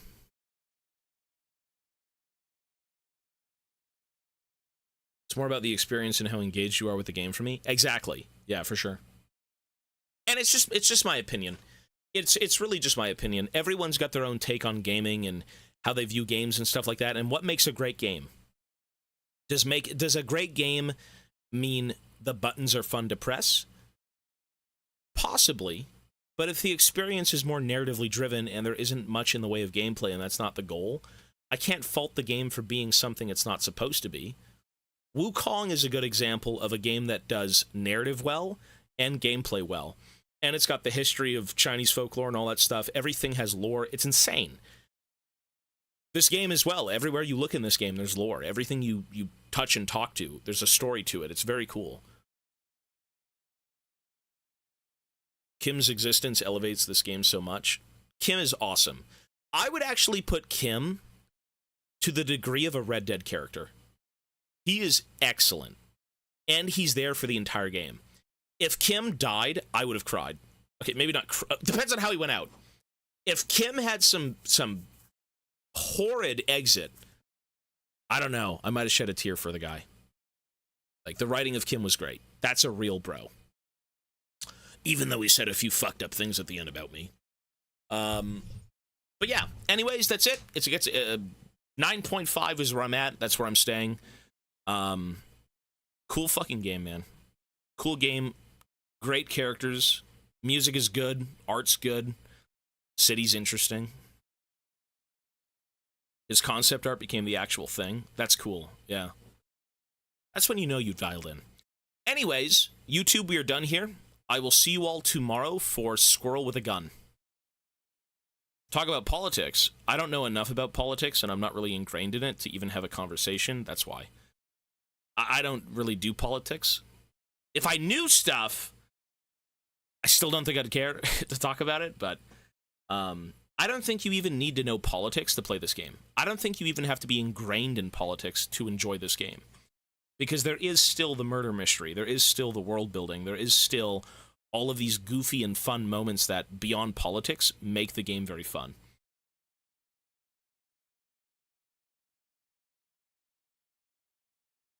It seems pretty arbitrary to give points. I would put Disco Elysium in my top 10 games I've ever played. I agree, I'd put it there too. I think for me, I want to drop all my ratings down a little bit. Like, I want to put Red Dead at maybe like a 9.5. And then everything else also kind of go down a little bit, but you're right. It's... Are you a communist? It's a communist. It's the Pale! It's the Pale! I'm here to eat you all. I'm the Pale. Oh, no. What's up, dude? Here. Nice nose.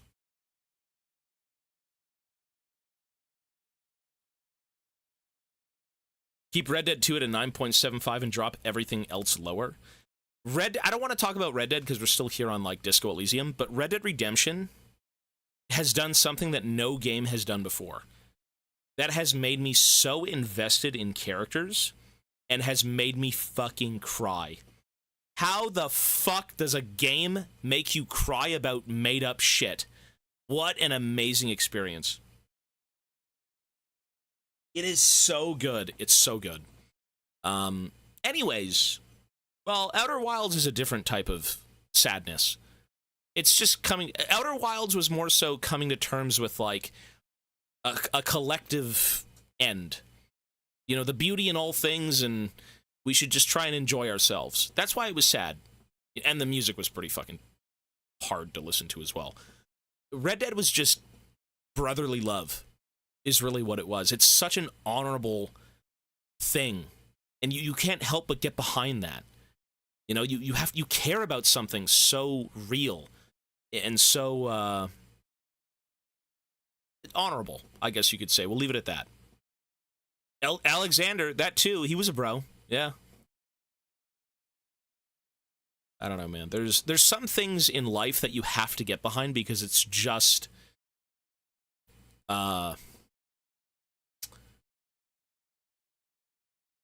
there's no negatives to it. It's like, you really gonna do that? I respect you so much, man. That's what Red Dead is. You just can't hate it. You can't hate what Arthur Morgan tries to do. You cannot hate what he has done for someone who has been his brother, right? And all the backstabbing and everything, it's just awful. It's awful. Anyways, that's it for me. I am done here. Disco Elysium 9.5. I'd say get into the game. The development cycle was interesting. I mean, the devs not even being able to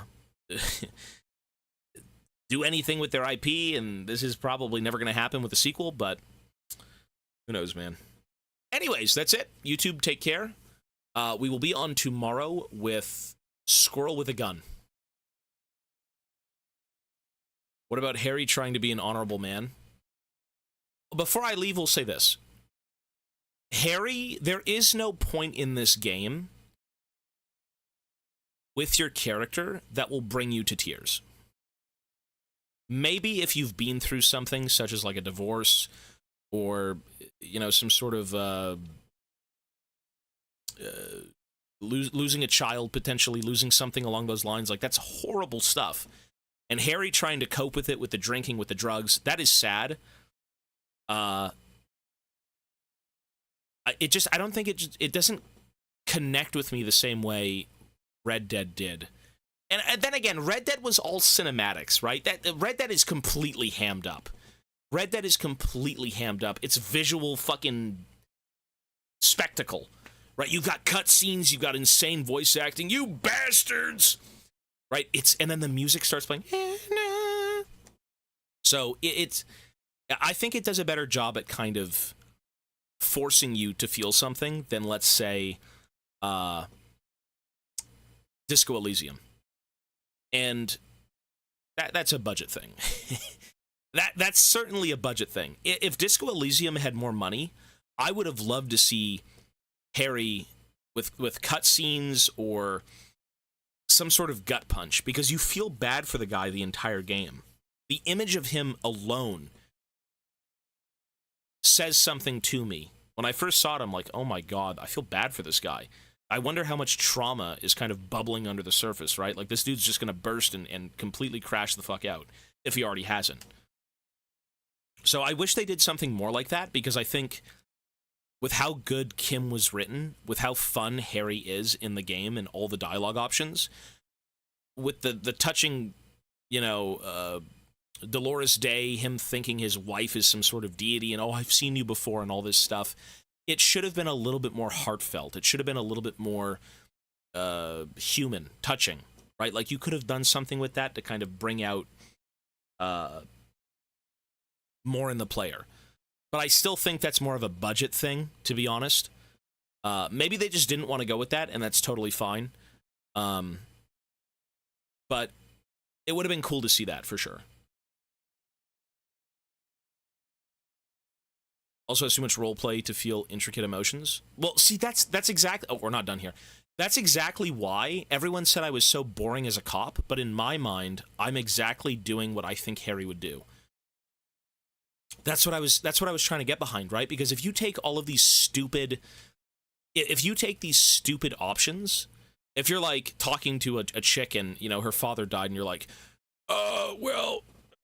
maybe he shouldn't have... I don't know, did this, whatever, right? You're just kind of joking with the woman. You're probably going to feel less about your character than you should, right? You just, if the character doesn't care, how can you care? You know, previous Harry was fucked up, though. He was, but we don't know that.